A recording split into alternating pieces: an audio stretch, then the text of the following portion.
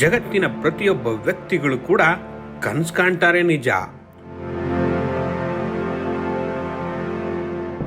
ಆದ್ರೆ ಆ ಕನಸನ್ನ ನನಸು ಮಾಡಿಕೊಂಡ ಕೆಲವರಷ್ಟೇ ಕನಸುಗಾರರಾಗ್ತಾರೆ.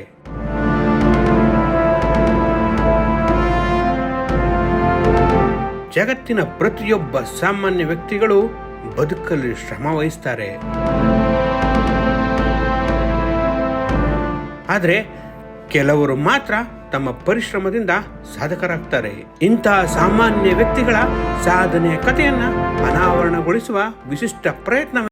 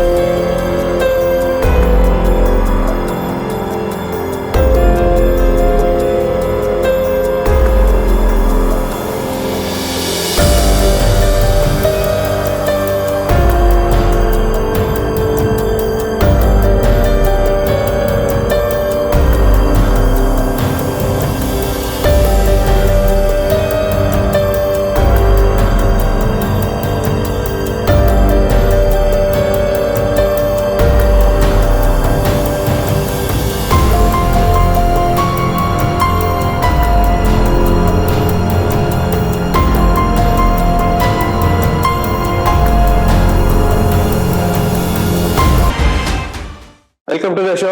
ಧನ್ಯವಾದಗಳು. ಬಹಳ ಸಂತೋಷ ಆಯ್ತಣ್ಣ, ನಮ್ಮ ಈ ಕರೆಗೆ ಹೋಗ್ಬಿಟ್ಟು ನೀವು ನನ್ನ ಶೋಗೆ ಬಂದಿದ್ದು, ಅದಲ್ಲದೆ ಮೊದಲನೇ ಗೆಸ್ಟ್ ಆಗಿ ನೀವು ಬಂದಿರೋದು. ಸೊ ನಮ್ಮ 2 ವರ್ಷದ ಕನಸು, ನೀವು ಮೊದಲನೇ ಗೆಸ್ಟ್ ಆಗಿ ಬಂದಿದ್ದೀರಾ, ಏನ್ ಅನಿಸ್ತೈತಣ್ಣ? ಫಸ್ಟ್ ನೀವು ಮೆಸೇಜ್ ಹಾಕಿದಾಗ ಪುನೀತ್ ಲಾಸ್ಟ್ ಟೈಮ್ ಆಕ್ಚುಲಿ ಕರ್ಸಿದ್ರಿ ನೀವು, YouTuber Karnataka YouTuber web award ಇದ್ ಮಾಡಿದಾಗ, ಏನಿದು ಉಚಿತನ ಪುನೀತ್ ಅವ್ರದ್ದು ಎಲ್ಲ ಮಾಡ್ತಾ ಇದಾರೆ, ಯಾರೋ ವಿಭಿನ್ನವಾಗಿ ಮಾಡ್ತಾ ಇದೀರಾ ಪ್ರತಿಯೊಂದನ್ನು ಅಷ್ಟೇ. ಅದೊಂದು ಉಚಿತನ ಇದೆಯಲ್ಲ, ಅದಿರ್ಬೇಕು ಪ್ರತಿಯೊಬ್ಬರಿಗೂ. ಏನಾದ್ರು ಒಂದು ಉಚಿತನೇ ನಿಮ್ಮನ್ನ ಒಂದು ಹಂತಕ್ಕೆ ಕರ್ಕೊಂಡು ಹೋಗೋದು. ಅದಾದಾಗ ನೀವು ಹೇಳಿದ್ರಿ, ನಾನು ಆ ಸ್ಟೇಜಲ್ಲೂ ಕೇಳಿದ್ದೆ ನಿಮ್ನ, ನನಗೆ ಯಾವ್ದು ಅವಾರ್ಡ್ ಕೊಡಲ್ವಾ ಅಂತ. ನಮ್ ಶ್ರೀಮತಿ ಅವ್ರದ್ದು ಅವಾರ್ಡ್ ಇಸ್ಕೊಳಕ್ ಬಂದಿದ್ದೆ ನಾನು. ಅವಾಗ ನೀವ್ ಹೇಳಿದ್ರಿ ನಿಮ್ಮನ್ನ ಒಂದ್ ದೊಡ್ಡದು ಯಾವ್ದೋ ಒಂದು ಕಾದಿದೆ ಹಾಗೆ ಅಂತ ಹೇಳಿದ್ರಿ. ಅದು ನನ್ಗೆ ಗೊತ್ತಿರ್ಲಿಲ್ಲ ಈ ತರ ಇದೆ ಅಂತ. ನೀವು ಕರೆದಾಗ ಯಾವ್ದೋ ಒಂದು ಸಣ್ಣ ಪುಟ್ಟದ ಏನೋ ಒಂದು ಪಾಡ್ಕಾಸ್ಟ್ ಮಾಡ್ತಾ ಇದಾರೆ ಹಾಗೆ ಹೇಗೆ ಅನ್ಕೊಂಡೆ. ಹೊಸದಾಗಿ ಮೊದಲನೇದೇ ಎಪಿಸೋಡ್ ಇದು. ಆಗ್ಲಿ ಏನೇ ಆಗ್ಲಿ, ನನ್ಗೆ ಯಾರು ಒಬ್ರು ಕರೆದಾಗ ನನ್ಗೆ ಖುಷಿ ಆಗುತ್ತೆ ಆಕ್ಚುಲಿ, ಬರ್ಬೇಕು ಈ ತರ ಒಂದ್ ಮಾಡ್ಕೊಡ್ಬೇಕು ಅಂತ ಅನ್ಸುತ್ತೆ. ಹಂಗಾಗಿ ಬಂದೆ. ಇಲ್ಲಿ ಬಂದ್ ನೋಡಿದಾಗ ನೀವು ಮಾಡಿರೋ ಸೆಟಪ್ ಇವೆಲ್ಲ ನೋಡಿದಾಗ ತುಂಬಾ ಖುಷಿ ಆಯ್ತು ಆಕ್ಚುಲಿ. ಒಂದು ಯೂಟ್ಯೂಬ್ ಅಲ್ಲಿ ಏನ್ ಆತರ ದೊಡ್ಡ ಮಟ್ಟದಲ್ಲಿ ಅರ್ನಿಂಗ್ ಅಂತ ಏನ್ ಇರಲ್ಲ. ನೀವು ಖರ್ಚು ಮಾಡಿರೋ ಲೆಕ್ಕಾಚಾರಕ್ಕೆ ನೋಡಿದ್ರೆ ಅಷ್ಟು ದೊಡ್ಡ ಮಟ್ಟದ ಅರ್ನಿಂಗ್ ಅಂತ ಇರಲ್ಲ. ಇದೊಂದು ಪ್ಯಾಷನ್ ಮಾತ್ರ ಕರ್ಕೊಂಡು ಹೋಗೋದು ಈ ತರ ಕೆಲಸ ಮಾಡ್ಸೋದಕ್ಕೆ. ಪ್ಯಾಷನ್ ಇಂದ ಇಲ್ಲ, ನಾನು ಒಬ್ರು ಯೂಟ್ಯೂಬ್ ಸ್ಟಾರ್ಸ್ ಗಳನ್ನ ಹುಡುಕಿ ನಾನು ಏನೋ ಒಂದು ಪ್ರೋಗ್ರಾಮ್ ಮಾಡ್ಬೇಕು, ವೆಬ್ ಸ್ಟಾರ್ಸ್ ಅಂತ ಮಾಡ್ತಾ ಇದ್ರಲ್ಲ, ನಿಜವಾಗ್ಲೂ ತುಂಬಾ ಅದ್ಭುತವಾಗಿದೆ. ಅದ್ರಲ್ಲೂ ನನ್ನನ್ನ ಫಸ್ಟ್ ಇನ್ವೈಟ್ ಮಾಡಿದ್ರಲ್ಲ, ನನಗೆ ನಿಜವಾಗ್ಲೂ ತುಂಬಾ ಖುಷಿ ಆಯ್ತು. ಇದು ನಾನ್ ದೊಡ್ಡ ಸ್ಟಾರ್ ಅಂತ ನನ್ನ ಅನ್ಕೊಳ್ಳಲ್ಲ, ವೆಬ್ ಸ್ಟಾರ್ ಅಂತ. ಬಟ್ ಈ ಮುಂದಿನ ದಿನಗಳಲ್ಲಿ ತುಂಬಾ ಸ್ಟಾರ್ಸ್ ಗಳಿದ್ದಾರೆ, ಕರ್ಸಿ ಎಲ್ಲರೂ ಮಾಡಿ ಒಂದು ಸಕ್ಸಸ್ಫುಲ್ ಆಗ್ಲಿ ಇದೊಂದು ಶೋ. ತುಂಬಾ ಥ್ಯಾಂಕ್ ಯು ಅಣ್ಣ, ಥ್ಯಾಂಕ್ ಯು ಸೋ ಮಚ್. ನಮ್ ಕನ್ನಡ ಕಂಟೆಂಟ್ ಕ್ರಿಯೇಟರ್ಸ್ ಅಂತ ಬಂದಾಗ ಬೇರೆ ಕ್ರಿಯೇಟರ್ಸ್ ಎಲ್ಲ ನಮ್ಮನ್ನ ನೋಡಿ ಏನೋ ಒಂದ್ ರೀತಿ ಬೇರೆ ರೀತಿ ಮಾತಾಡ್ತಾರೆ, ಕ್ರಿಯೇಟರ್ಸ್ ಅಲ್ಲ ಅನ್ನೋ ತರ ಮಾತಾಡ್ತಾರೆ. ಇವಾಗ ಕನ್ನಡ ಕ್ರಿಯೇಟರ್ಸ್ ಜಾಸ್ತಿ ಬೇರೆ ಬೇರೆ ತರ ಬರ್ತಾರೆ. ಸೊ ಅದಕ್ಕೆ ನಾವು ನಾರ್ಮಲ್ ಜಾನರ್ ಇಂದ ಆಚೆ ಬಂದು ಏನಾದ್ರು ಒಂದು ಪ್ರಯತ್ನ ಮಾಡ್ಬೇಕು. ನನ್ ಪ್ರಕಾರ ದುಡ್ಡು ಅನ್ನೋದೊಂದು ಸಾಧನೆ ಅಲ್ಲ ಅಣ್ಣ, ನನ್ನ ಮನಸ್ಸು. ನಾವು ಕೆಲವು ಕಡೆ ಅನ್ಕೊಂತೀವಿ ನೋಡಿ, ಇದು ನಮ್ ಕರ್ನಾಟಕದಲ್ಲಿ ಆ ತರ ಕಂಟೆಂಟ್ ಗಳು ಬರ್ತಾ ಇರ್ಲಿಲ್ಲ, ಈಗ ಬರ್ತಾ ಇದಾವೆ ಅನ್ನೋದು. ಅವೆಲ್ಲ ಆ ಮಾತುಗಳು ಹೇಳೋದ್ಕಿಂತ ನಾವು ಏನೇ ಒಂದು ಅಪ್ರೋಚ್ ಮಾಡಿದ್ರು ದೊಡ್ಡ ಮಟ್ಟದಲ್ಲಿ ಅಪ್ರೋಚ್ ಮಾಡೋದು. ಒಂದು ಯಾವ್ದೇ ಒಂದು ಇದಿರ್ಲಿ, ಒಂದು ಗಾದೆಗೆ ಹೇಳ್ತಾರೆ, ಒಂದು ನೀನು ಕೈ ಹಾಕೋದಾದ್ರೆ ಚಂದ್ರನ್ಗೆ ಕೈ ಹಾಕೋ, ಅಟ್ಲೀಸ್ಟ್ ನಕ್ಷತ್ರಗಳು ಸಿಗ್ತವೆ, ಸುಲಭವಾಗಿ ಸಿಕ್ಬಿಡ್ತವೆ. ಲಾಜಿಕಲ್ ನೋಡಕ್ ಹೋದ್ರೆ ನಕ್ಷತ್ರ ದೂರನೇ, ಬಟ್ ಇದೊಂದು ಮಾತಿಗೆ ಅಷ್ಟೇ. ಕೈ ಹಾಕಿದ್ರೆ ಚಂದ್ರನ್ಗೆ ಹಾಕು, ನಕ್ಷತ್ರಗಳು ಸಿಗ್ತವೆ ಅಂತ ಹೇಳ್ತಾರೆ. ಯಾಕೆ ಅಂದ್ರೆ ಇನ್ನು ಸ್ಕೂಲಲ್ಲೂ ಹೇಳ್ತಾರೆ ಇದೊಂದ್ರ, ನೀನ್ ಪಾಸ್ ಆಗ ಡಿಸ್ಟಿಂಕ್ಷನ್ ಮಾಡು, ಅವಾಗ ಫಸ್ಟ್ ಕ್ಲಾಸ್ ಪಾಸ್ ಇದೆಯಾ ಅಂತ. ನಿಮ್ ಕ್ವಾಲಿಟಿ ಆ ರೇಂಜಿಗೆ ನೀವು ಥಿಂಕ್ ಮಾಡಿದ್ರೆ ಸಣ್ಣ ಪುಟ್ಟ ಕ್ವಾಲಿಟಿ ಅಚೀವ್ ಮಾಡೋದು ದೊಡ್ಡದಾಗಲ್ಲ. ನೀವು ಅಚೀವ್ ಮಾಡೋ ಯೋಚನೆಗಳೇ ಚಿಕ್ಕದಾಗಿದ್ದಾಗ ಅದಕ್ಕಿಂತ ಕೆಳಮಟ್ಟಕ್ಕೆ ಬಂದ್ಬಿಡ್ತೀವಿ ನಾವು. ಹಂಗಾಗಿ ನಾವು ಈ ಕನ್ನಡದಲ್ಲಿ ಈ ತರ ಅನ್ನೋದಕ್ಕಿಂತ ನಾವಿಲ್ಲ, ನಾವು ಹಾಲಿವುಡ್ ರೇಂಜ್ಗೆ ಮಾಡ್ತೀವಿ. ಮನಸ್ಥಿತಿ ನಾವ್ ಇಟ್ಕೊಂಡು ಮಾಡ್ಬೇಕು ಯಾವ್ದೇ ಒಂದು ಇದಾಗಲಿ, ಆಗೆಲ್ಲ ಚೆನ್ನಾಗ್ ಬರುತ್ತೆ. ಖಂಡಿತ ಅಣ್ಣ, ನಿಮ್ಮ ಒಂದ್ ಸಪೋರ್ಟು ಹೊಸ ಕಾರ್ಯಕ್ರಮ ತಗೊಂಡ್ಬರ್ತೀವಿ. ಸೊ ಅದ್ರ ಜೊತೆಗೆ ನಿಮ್ಮ ಜೀವನವನ್ನ, ಅಂದ್ರೆ ಐ ಮೀನ್ ನಿಮ್ಮ ಬಾಲ್ಯ ಆಗಿರ್ಬೋದು, ನಿಮ್ಮ ಯೌವನ ಆಗಿರ್ಬೋದು, ಇವತ್ತಿನ ಪರಿಸ್ಥಿತಿಗಳಾಗಿರ್ಬೋದು, ನಿಮ್ಗೆ ನಮ್ ಜೊತೆ ಹಂಚ್ಕೊಳಕ್ಕೆ ನೀವು ಬಂದಿದ್ದೀರಾ. So thank you and welcome to the show. Thank you. ಅಣ್ಣ, ಯಾರು ಸತೀಶ್ ಹಿರೇಗೌಡ ಅಣ್ಣ? ಸತೀಶ್ ಹಿರೇಗೌಡ ಅಂದ್ರೆ ನೀವು ಈಗ ಹೇಳ್ತಿದ್ರೆ ಅಣ್ಣ ಅಂತ ಕರಿತೀರಾ. ಹೌದು. ತುಂಬಾ ಜನ ಯೂಟ್ಯೂಬರ್ಸ್ ಆಗಿರ್ಬೋದು ನಮ್ಮನ್ನ ಅಣ್ಣ ಅಂತ ಕರಿತೀವಿ. ಇವನ್ ನಿಮ್ ಹೆಸರು ಇವಾಗ ಸತೀಶ್ ಅಂತ ಕರೆಯಕ್ ನಮ್ಗೊಂಥರ ಮುಜುಗರ. ನಾವ್ ನಿಮ್ಗೆ ಸತೀಶ್ ಅಣ್ಣ ಅಂತ ಕರೆದ್ರೇನೆ ಸಂತೋಷ ನಮ್ಗೆ, ನಮ್ ಬೈ ಹಾರ್ಟ್ ಅಲ್ಲಿ. ಅದೆಲ್ಲ ಅದು ಅಣ್ಣ ಅಂತ ನಾನು ಕೇಳ್ದೇನೆ ನಿನ್ನ ಅಣ್ಣ ಮಾಡ್ಕೊಂಡಿದ್ರಲ್ಲ, ಹಂಗಾಗಿ ಹಾಗೆ ನಾನು ಕೂಡ ನಿಮ್ನ ಎಲ್ಲಾರನ್ನೂ ತಮ್ದಿರ್ ಮಾಡ್ಕೊಂಡಿದೀನಿ. ಎಷ್ಟು ಜನ ನನ್ನ ಅಣ್ಣ ಅಂತ ಕರಿತಾರೋ ಎಲ್ಲ ನನಗೆ ತಮ್ದಿರು. ಹೌದು. ಇನ್ನು ಪ್ರೀತಿಯಿಂದ ಕೆಲವರು ಹುಡುಗರು ಯಾವ್ದು ನಾನೇನ್ ಗುರು ಯಾರು ಗುರುನು ಅಲ್ಲ, ನನ್ನ ವಿಡಿಯೋಸ್ಗಳು ನೋಡು ಗುರು ಅಂತ ಅನ್ಕೊಂಡು ಅಂತ ಕರೀತಾರೆ. ಹೌದು, ಅವರು ಪ್ರೀತಿ ಪ್ರತಿಯೊಬ್ರು ಕರೆಯೋದು. ನಾನು ನೋಡ್ಬೇಕು ಅಂದ್ರೆ ರೀಸೆಂಟ್ ಆಗಿ 2018 ನಾನು ಯೂಟ್ಯೂಬ್ ಚಾನಲ್ ಸ್ಟಾರ್ಟ್ ಮಾಡಿದೆ. ಕೆಲವೊಂದು ನನ್ನ ಜೀವನದ ಕೆಲವು ಭಾಗಗಳ ಅಂಗಗಳು ನಾನು ಅಂದ್ಕೊಳ್ಳೋ ಯೋಚನೆಗಳನ್ನ ಯೂಟ್ಯೂಬ್ ಅಲ್ಲಿ ಶೇರ್ ಮಾಡ್ಕೊಂಡ್ ಬಂದೆ. ಅದರಿಂದ ಒಂದು ಕೆಲವಷ್ಟು ಭಾಗದಲ್ಲಿ ನಾನು ಸತೀಶ್ ಹಿರೇಗೌಡ ಅಂದ್ರೆ ಹೀಗೆ ಅಂತ ಗುರುತಿಸಿರ್ಬೋದು. ಆ ಮಾಡೋ ಕೆಲಸಗಳು ಇವತ್ತು ನನ್ನನ್ನ ಈ ಚೇರ್ ಮೇಲೆ ಹೌದು. ಇದಿಷ್ಟೇ, ನಾನೊಬ್ಬ ಯೂಟ್ಯೂಬರ್. ಸಾಧ್ಯ ಆದ್ರೆ ನನ್ನ ಜೀವನದ ಅನುಭವಗಳನ್ನ ಎಲ್ಲಾ ಕಡೆ ಹೇಳ್ಕೊಂಡು ಸುತ್ತಾಡ್ತಾ ಇರ್ತೀನಿ. ಇದಿಷ್ಟೇ ಸತೀಶ್ ಹಿರೇಗೌಡ ಗೊತ್ತಿರೋ ಪ್ರಕಾರ, ಜನಗಳು ಗೊತ್ತಿರೋ ಪ್ರಕಾರ. ನೋಡ್ಬೋದು ಈ ಶೋ ಏನಾದ್ರು ನೀವು ಅದರಿಂದ ಹೊರಗಡೆ ತೆಗಿತಾರೋ ಏನೋ ಅಂತ ಗೊತ್ತಿಲ್ಲ. ಆಕ್ಚುಲಿ ಈ ತರ ಶೋ ಎಲ್ಲ ನಾವು ಟಿವಿ ಇಲ್ಲಿ ನೋಡ್ತಾ ಇದ್ವಿ, ಟಿವಿ ಪ್ರೋಗ್ರಾಮ್ಗಳು. ಈಗ ವೆಬ್ ಅಲ್ಲೂ ನೀವು ಈ ತರ ಮಾಡ್ತಾ ಇದ್ರಿ ಅಂತ ಅಂದ್ರೆ ಯೂಟ್ಯೂಬ್ಗೆ ಈ ರೇಂಜ್ಗೆ ಒಂದ್ ನಿಜವಲ್ಲೂ ತುಂಬಾ ಖುಷಿ ಆಗುತ್ತೆ. ನೋಡೋಣ, ಟ್ರೈ ಮಾಡಿ ನೋಡೋಣ ಏನೆಲ್ಲ ಹೊರಗೆ ಬರುತ್ತೆ ಅಂತ ಗೊತ್ತಾಗುತ್ತೆ. ನೋಡೋಣ. ಸೊ ನೀವು ಹುಟ್ಟಿ ಬೆಳೆದಿದೆ ಎಲ್ಲಿ ಅಣ್ಣ? ನಾನು ಹುಟ್ಟಿದ ಶಿವಮೊಗ್ಗ, ಬೆಂಗಳೂರಲ್ಲಿ ಇದ್ವಿ. ನಂಗೆ ಗೊತ್ತಿಲ್ಲ ಅದು, ನಮ್ ತಾಯಿ ಹೇಳೋದು. ನಾನ್ ಚಿಕ್ಕ ಮಗು ಇದ್ದಾಗ ಬೆಂಗಳೂರಲ್ಲಿ ಇದ್ವಂತೆ. ಆಮೇಲೆ ಹಾಸನಿಗೆ ಬಂದ್ವಿ. ಆಮೇಲೆ ಕೋಡಿಹಳ್ಳಿ ಅಂತ ನಮ್ದು ದುದ್ದದ ಹತ್ರ ಒಂದು ಊರು, ಅಲ್ಲಿ ಪ್ರೌಢ ಶಿಕ್ಷಣ ಏನಿದೆ 7ನೇ ತರಗತಿಗೆ ಅಲ್ಲಿಗೆ ಹೋಗ್ಬಿಟ್ಟೆ. ನಿಮ್ಮ ಪ್ರೌಢ ಶಿಕ್ಷಣದ ಬಗ್ಗೆ ಡ್ಯೂಟಿ ಇದೆ, ದಯವಿಟ್ಟು ನೋಡ್ಬೇಕು. ಅಲ್ಲಿಗೆಲ್ಲ ಹೋಗಿ ರಿಸರ್ಚ್ ಮಾಡ್ಕೊಂಡ್ ಬಂದಿದ್ರೆ ಖಂಡಿತವಾಗ್ಲು ಅಣ್ಣ.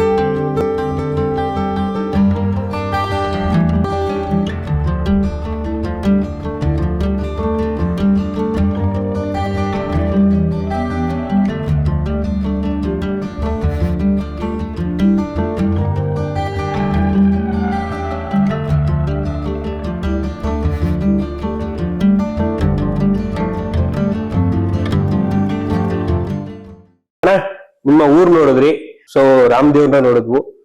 ಏನಣ್ಣ ಅದು ಸಂಬಂಧ ರಾಮದೇವ್ರಿಗೂ ನಿಮ್ಗೂ? ನನಗೆ ಗಣಪತಿ ಮತ್ತೆ ರಾಮದೇವ್ರು ಅಂದ್ರೆ ತುಂಬಾ ಇಷ್ಟ. ನನ್ನ ಏನು ಅಂದ್ರೆ ನನ್ನ ಮನೇಲಿ ಏನಾದ್ರು ಜಗಳ ಆದ್ರೆ ನಾನು ಸ್ವಲ್ಪ ತುಂಟನೆ. ಮನೇಲಿ ಏನಾದ್ರು ಕಿತಾಪತಿ ಮಾಡ್ತಾ ಇರುವೆ, ಮನೆ ಬಿಟ್ಟು ಹೋಗೋದು, ಮನೇಲಿ ಹೊರಗಡೆ ಮಲಗೋದು ಎಲ್ಲ ಅಭ್ಯಾಸ ಜಾಸ್ತಿ. ಮನೆಯಿಂದ ತಪ್ಪಿಸ್ಕೊಂಡು ಹೋಗಿ ನಾವೊಂದು ಚಿಕ್ಕ ಗುಡಿ ಇತ್ತು ಮನೆ ಪಕ್ಕದಲ್ಲಿ ರಾಮದೇವ್ರದು, ಅಲ್ಲೇ ಮಲಗ್ತಾ ಇದ್ದೆ ನಾನು. ಏನು ಅವ ಮೊದ್ಲಿಂದನೂ ನನ್ನ ಜೊತೆ ಯಾರೋ ಒಬ್ರು ಇದಾರೆ, ನನ್ನ ಜೊತೆ ಇವ್ರು ಯಾವಾಗ್ಲೂ ನನ್ ಬೆನ್ನಿಂದೆ ರಾಮದೇವ್ರು ಅನ್ನೋದು ಇದ್ದೇ ಇರುತ್ತೆ ಯಾವಾಗ್ಲೂ ಅನ್ನತಕ್ಕಂಥ ಒಂದು ನಂಬಿಕೆ. ನಾನು ಜಾಸ್ತಿ ನಾನು ಪೂಜೆ ಮಾಡಲ್ಲ, ಮಾಡಿದ್ರೆ ನಮ್ಮ ಊರಿಗೆ ಹೋಗಿ ನಾನು ರಾಮದೇವ್ರನ್ನ ನೋಡಿ ಕಣ್ಮುಗ್ದು ಅದ್ರ ಜೊತೆ ನನ್ನ ಕೆಲವೊಂದು ಏನಾದ್ರೂ ಭಾವನೆಗಳಿದ್ರೆ ಶೇರ್ ಮಾಡ್ಕೊಂಡು ಬರ್ತೀನಿ. ಅದು ಅವ್ರು ನೋಡ್ತಾರೆ ಅನ್ನೋಕ್ಕಿಂತ ನನ್ನೊಳಗೊಂದು ನಂಬಿಕೆ, ಅವ್ರು ಇದಾರೆ ನನ್ನ ಜೊತೆ, ಅವ್ರು ಇದಾರೆ, ಏನಾದ್ರು ಒಂದು ಮಾಡ್ತಾರೆ. ಹೌದು. ಗಣಪತಿ ನನ್ನ ಸ್ನೇಹಿತ ಆದ್ರೆ ನನ್ನ ರಾಮದೇವರು ತಂದೆ, ನನ್ನ ಎಲ್ಲಾ ಹಂತದಲ್ಲೂ ನನ್ನನ್ನ ಒಳ್ಳೆ ದಾರಿಲೇ ಕರ್ಕೊಂಡು ಹೋಗ್ತಾರೆ ಅನ್ನತಕ್ಕಂಥ ನಂಬಿಕೆ ನನಗೆ ಆ ದೇವ್ರ ಜೊತೆ. ಆದ್ರೆ ನನ್ಗೇನೋ ಒಂದ್ ವಿಷಯ ಕೇಳ್ಬಿಟ್ಟೆ ಅಣ್ಣ. ಊರಲ್ಲೇನು ಹಲಸಿನ ಕರಿತಿದ್ರು, ಬಹಳ ಒಳ್ಳೆ ಕೆಲಸ ಎಲ್ಲ ಮಾಡ್ತಿದ್ರು, ಆಮೇಲೆ ಗಣಪತಿನೇ ತಂದು ಪ್ರತಿಷ್ಠಾಪನೆ ಮಾಡ್ತಿದ್ರು ಅಂತ. ಊರಲ್ಲಿ ತುಂಬಾ ತುಂಟ, ಕಳ್ತನಗಳು ಜಾಸ್ತಿ ಇತ್ತು ನಂದು. ಆಕ್ಚುಲಿ ಹಲಸಿನ ಹಣ್ಣು ಕದಿಯೋದು, ಮೀನ್ ಕದಿಯೋದು, ಕೆರೆಲೆಲ್ಲ ಮೀನ್ ಬಿಟ್ಟಿರ್ತಿದ್ರೆ ಎಲ್ಲ ಕದಿಯೋದು ಸಿಕ್ಕಾಪಟ್ಟೆ. ಅವಾಗ ಏನೋ ಒಂದು ಹೇಳ್ತಾರೆ, ಒಂದ್ ಸೆನ್ಸ್ ಅನ್ನೋದು ಇರ್ತಿರ್ಲಿಲ್ಲ ನಮ್ಗೆ. ಹೌದು. ಒಂದ್ಸರಿ ಒಬ್ಬ ಕಳ್ತನ ಮಾಡ್ದ ಅಂದ್ರೆ ಮೊದಲನೇ ಸರಿ ಮನಸಾಕ್ಷಿ ಹೇಳುತ್ತೆ ಮಾಡ್ಬೇಡ ತಪ್ಪು. 2ನೇ ಸರಿ ಈಗ ಅದನ್ನೇ ಮಾಡ್ತೀನಿ ಅಂತ ಹೋದಾಗ ನೋಡು ಯೋಚನೆ ಮಾಡು ಮಾಡ್ಬೇಡ ಅಂತ ಹೇಳುತ್ತೆ. ಮತ್ 3ನೇ ಸರಿ ಮಾಡಕ್ ಹೋದಾಗ ಮಾಡುವಂತ ನಾನು ಸುಮ್ನೆ ಆಗ್ಬಿಡುತ್ತದು. ಸುಮ್ನಾದಾಗ ಏನ್ ಮಾಡ್ತೀವಿ ನಾವು, ಇದನ್ನೇ ಅಭ್ಯಾಸ ಮಾಡ್ಕೊಂಡ್ಬಿಡ್ತೀವಿ. ಆತರ ನಮ್ಗೆ ಆಗಿತ್ತು, ಹಳ್ಳಿ ಜೀವನ ಹಂಗಿತ್ತು. ನಮ್ಗೆ ನಾವು ಬದುಕ್ತಿದ್ದು 1 ಸರಿ ಮಾಡಿ 2 ಸರಿ ಮಾಡಿ ಅದನ್ನೇ ಅಭ್ಯಾಸ ಮಾಡ್ಕೊಂತ ಹೋಗಿ ಕಳ್ತನ ಮಾಡೋದೇ ಒಂದು ಅಭ್ಯಾಸ ಆಗೋಗಿತ್ತು. ಊರಲ್ಲಿರೋ ಹಲಸಿನ ಮರಗಳಲ್ಲೆಲ್ಲ ನಾನು ಹಲಸಿನ ಕದ್ದಿದ್ದೀನಿ. ಅದು ನಂದೇ ಮರ ಅನ್ನೋ ತರ ನಾನು ಊರಲ್ಲಿ ಎಲ್ಲ ಕದಿತಾ ಇದ್ದೆ ಹೋಗಿ. ಕಳ್ತನದ ಕಥೆನ ಒಬ್ರು ಹೇಳಿದಾರೆ, ಸೊ ಅವ್ರು ಯಾರು ಅಂತ ನೋಡ್ತೀರಾ? ತೋರಿಸಿ ನೋಡೋಣ. ಓಕೆ.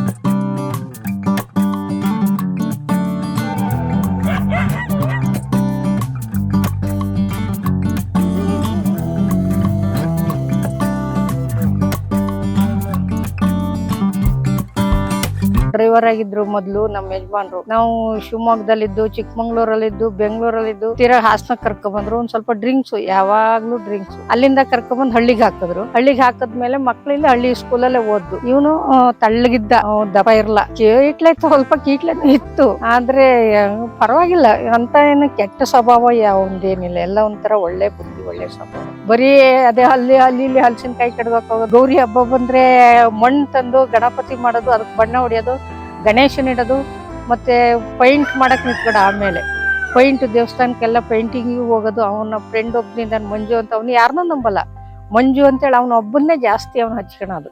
ನನಗೆ ಅದೇ ಖುಷಿ. ತುಂಬಾ ನಾನು ಓಡಾಡಿದ್ರೆ ನನ್ನ ಮಕ್ಳಿಗೋಸ್ಕರ, ಇಷ್ಟೊಂದೆಲ್ಲ ಕಷ್ಟಪಟ್ಟಿದ್ದೆ ಮಕ್ಳಿಗೋಸ್ಕರ. ಎಲ್ಲರಿಗಿಂತ ನನ್ನ ಮಕ್ಕಳು ಚೆನ್ನಾಗಿ ಬೆಳಿಬೇಕು, 4 ಜನರ ಮುಂದೆ ಹೊಗಳ್ಬೇಕು. ನನ್ನ ಬೈಯೋರು, ನಮ್ಮ ಮನೆಯವರು, ಈ ಹುಡುಗರು ಎಲ್ಲವೂ ಬೈಯೋದು. ನನ್ನ ಹುಡುಗರು, ಅಮ್ಮ ನಮ್ಮನ್ನ ಹೊಗಳಲ್ಲ, ಬೇರೆಯವ್ರನ್ನ ನೋಡಿ ಹೊಗಳುತ್ತೆ ಅಂತೇಳಿ ನಮ್ಮ ಮನೆಯವ್ರು ಅನ್ನೋದು. ಅವಳೆಲ್ಲಿ ನಮ್ಮನ್ನ ಹೊಗಳ್ತಾಳ, ನಾವ್ ಏನ್ ಮಾಡಿದ್ರು ಹೊಗಳಲ್ಲ. ಬೇರೆಯವ್ರನ್ನ ಹೊಗಳೋದು ಅಂದ್ಬಿಟ್ರೆ ನಮ್ಮನ್ನ ಹೊಗಳ್ತಾಳ ಅನ್ನೋರು ನಮ್ಮ ಮನೆಯವ್ರು ಇದ್ದಾಗ. ಇವ್ರು ಹುಡುಗರು ಹಂಗೆ ಅನ್ನೋದು. ಅಮ್ಮ ಯಾವತ್ತು ನಮ್ಮನ್ನ ಯಾವ ಹೊಗಳಲ್ಲ, ಕಂಡರ್ನ ನೋಡ್ತಿರು ಹೊಗಳುತ್ತೆ ನಮ್ಮಮ್ಮ ಅನ್ನೋರು. ನಂಗೆ ನನ್ ಮಕ್ಳು ನಾನ್ ಹೊಗಳಬಾರ್ದು, ಬೇರೆಯವ್ರು ಹೊಗಳ್ಬೇಕು. ಬೇರೆಯವ್ರು ತುಂಬಾ ಇದು ಮಾಡಿದ್ರೆ ಖುಷಿ ನನ್ಗೆ. ನಮ್ಮ ಮಕ್ಳು ನಾವ್ ಅನ್ಕೊಡ್ಕೊ ಚಂದ ಅಲ್ಲ, ಬೇರೆಯವ್ರು ಅಂದ್ರೆ ಚಂದ ಅಲ್ವಾ.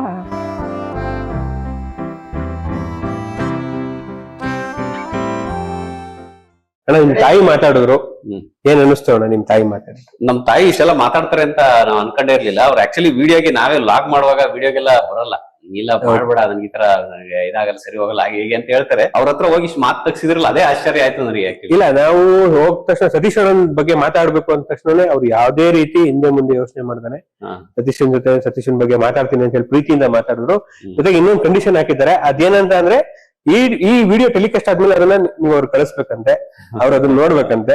ಸೊ ಅದೊಂದು ಖುಷಿ ಅವ್ರಿಗೆ, ನನ್ ನೋಡ್ಬೇಕು, ನನ್ ಮಗನ್ ನೋಡ್ಬೇಕು ಅಂತ. ಅದ್ರ ಜೊತೆಗೆ ಇನ್ನೊಂದು ಮಾತಾಡ್ತಾ ಹೇಳ್ತಾ ಇದ್ರು ಅವ್ರಿಗೆ, ಯಾವ ತಂದೆ ತಾಯಿನೂ ನಮ್ಮ ಮಕ್ಳು ಒಳ್ಳೆಯವರು ಅನ್ನೋದಕ್ಕಿಂತ ಇಡೀ ಪ್ರಪಂಚ ಒಳ್ಳೇದು ಅಂತಂದ್ರೆ ಬಹಳ ಇಷ್ಟಪಡ್ತೀನಿ ನಾನು ಅಂತ ಹೇಳ್ತಾರೆ.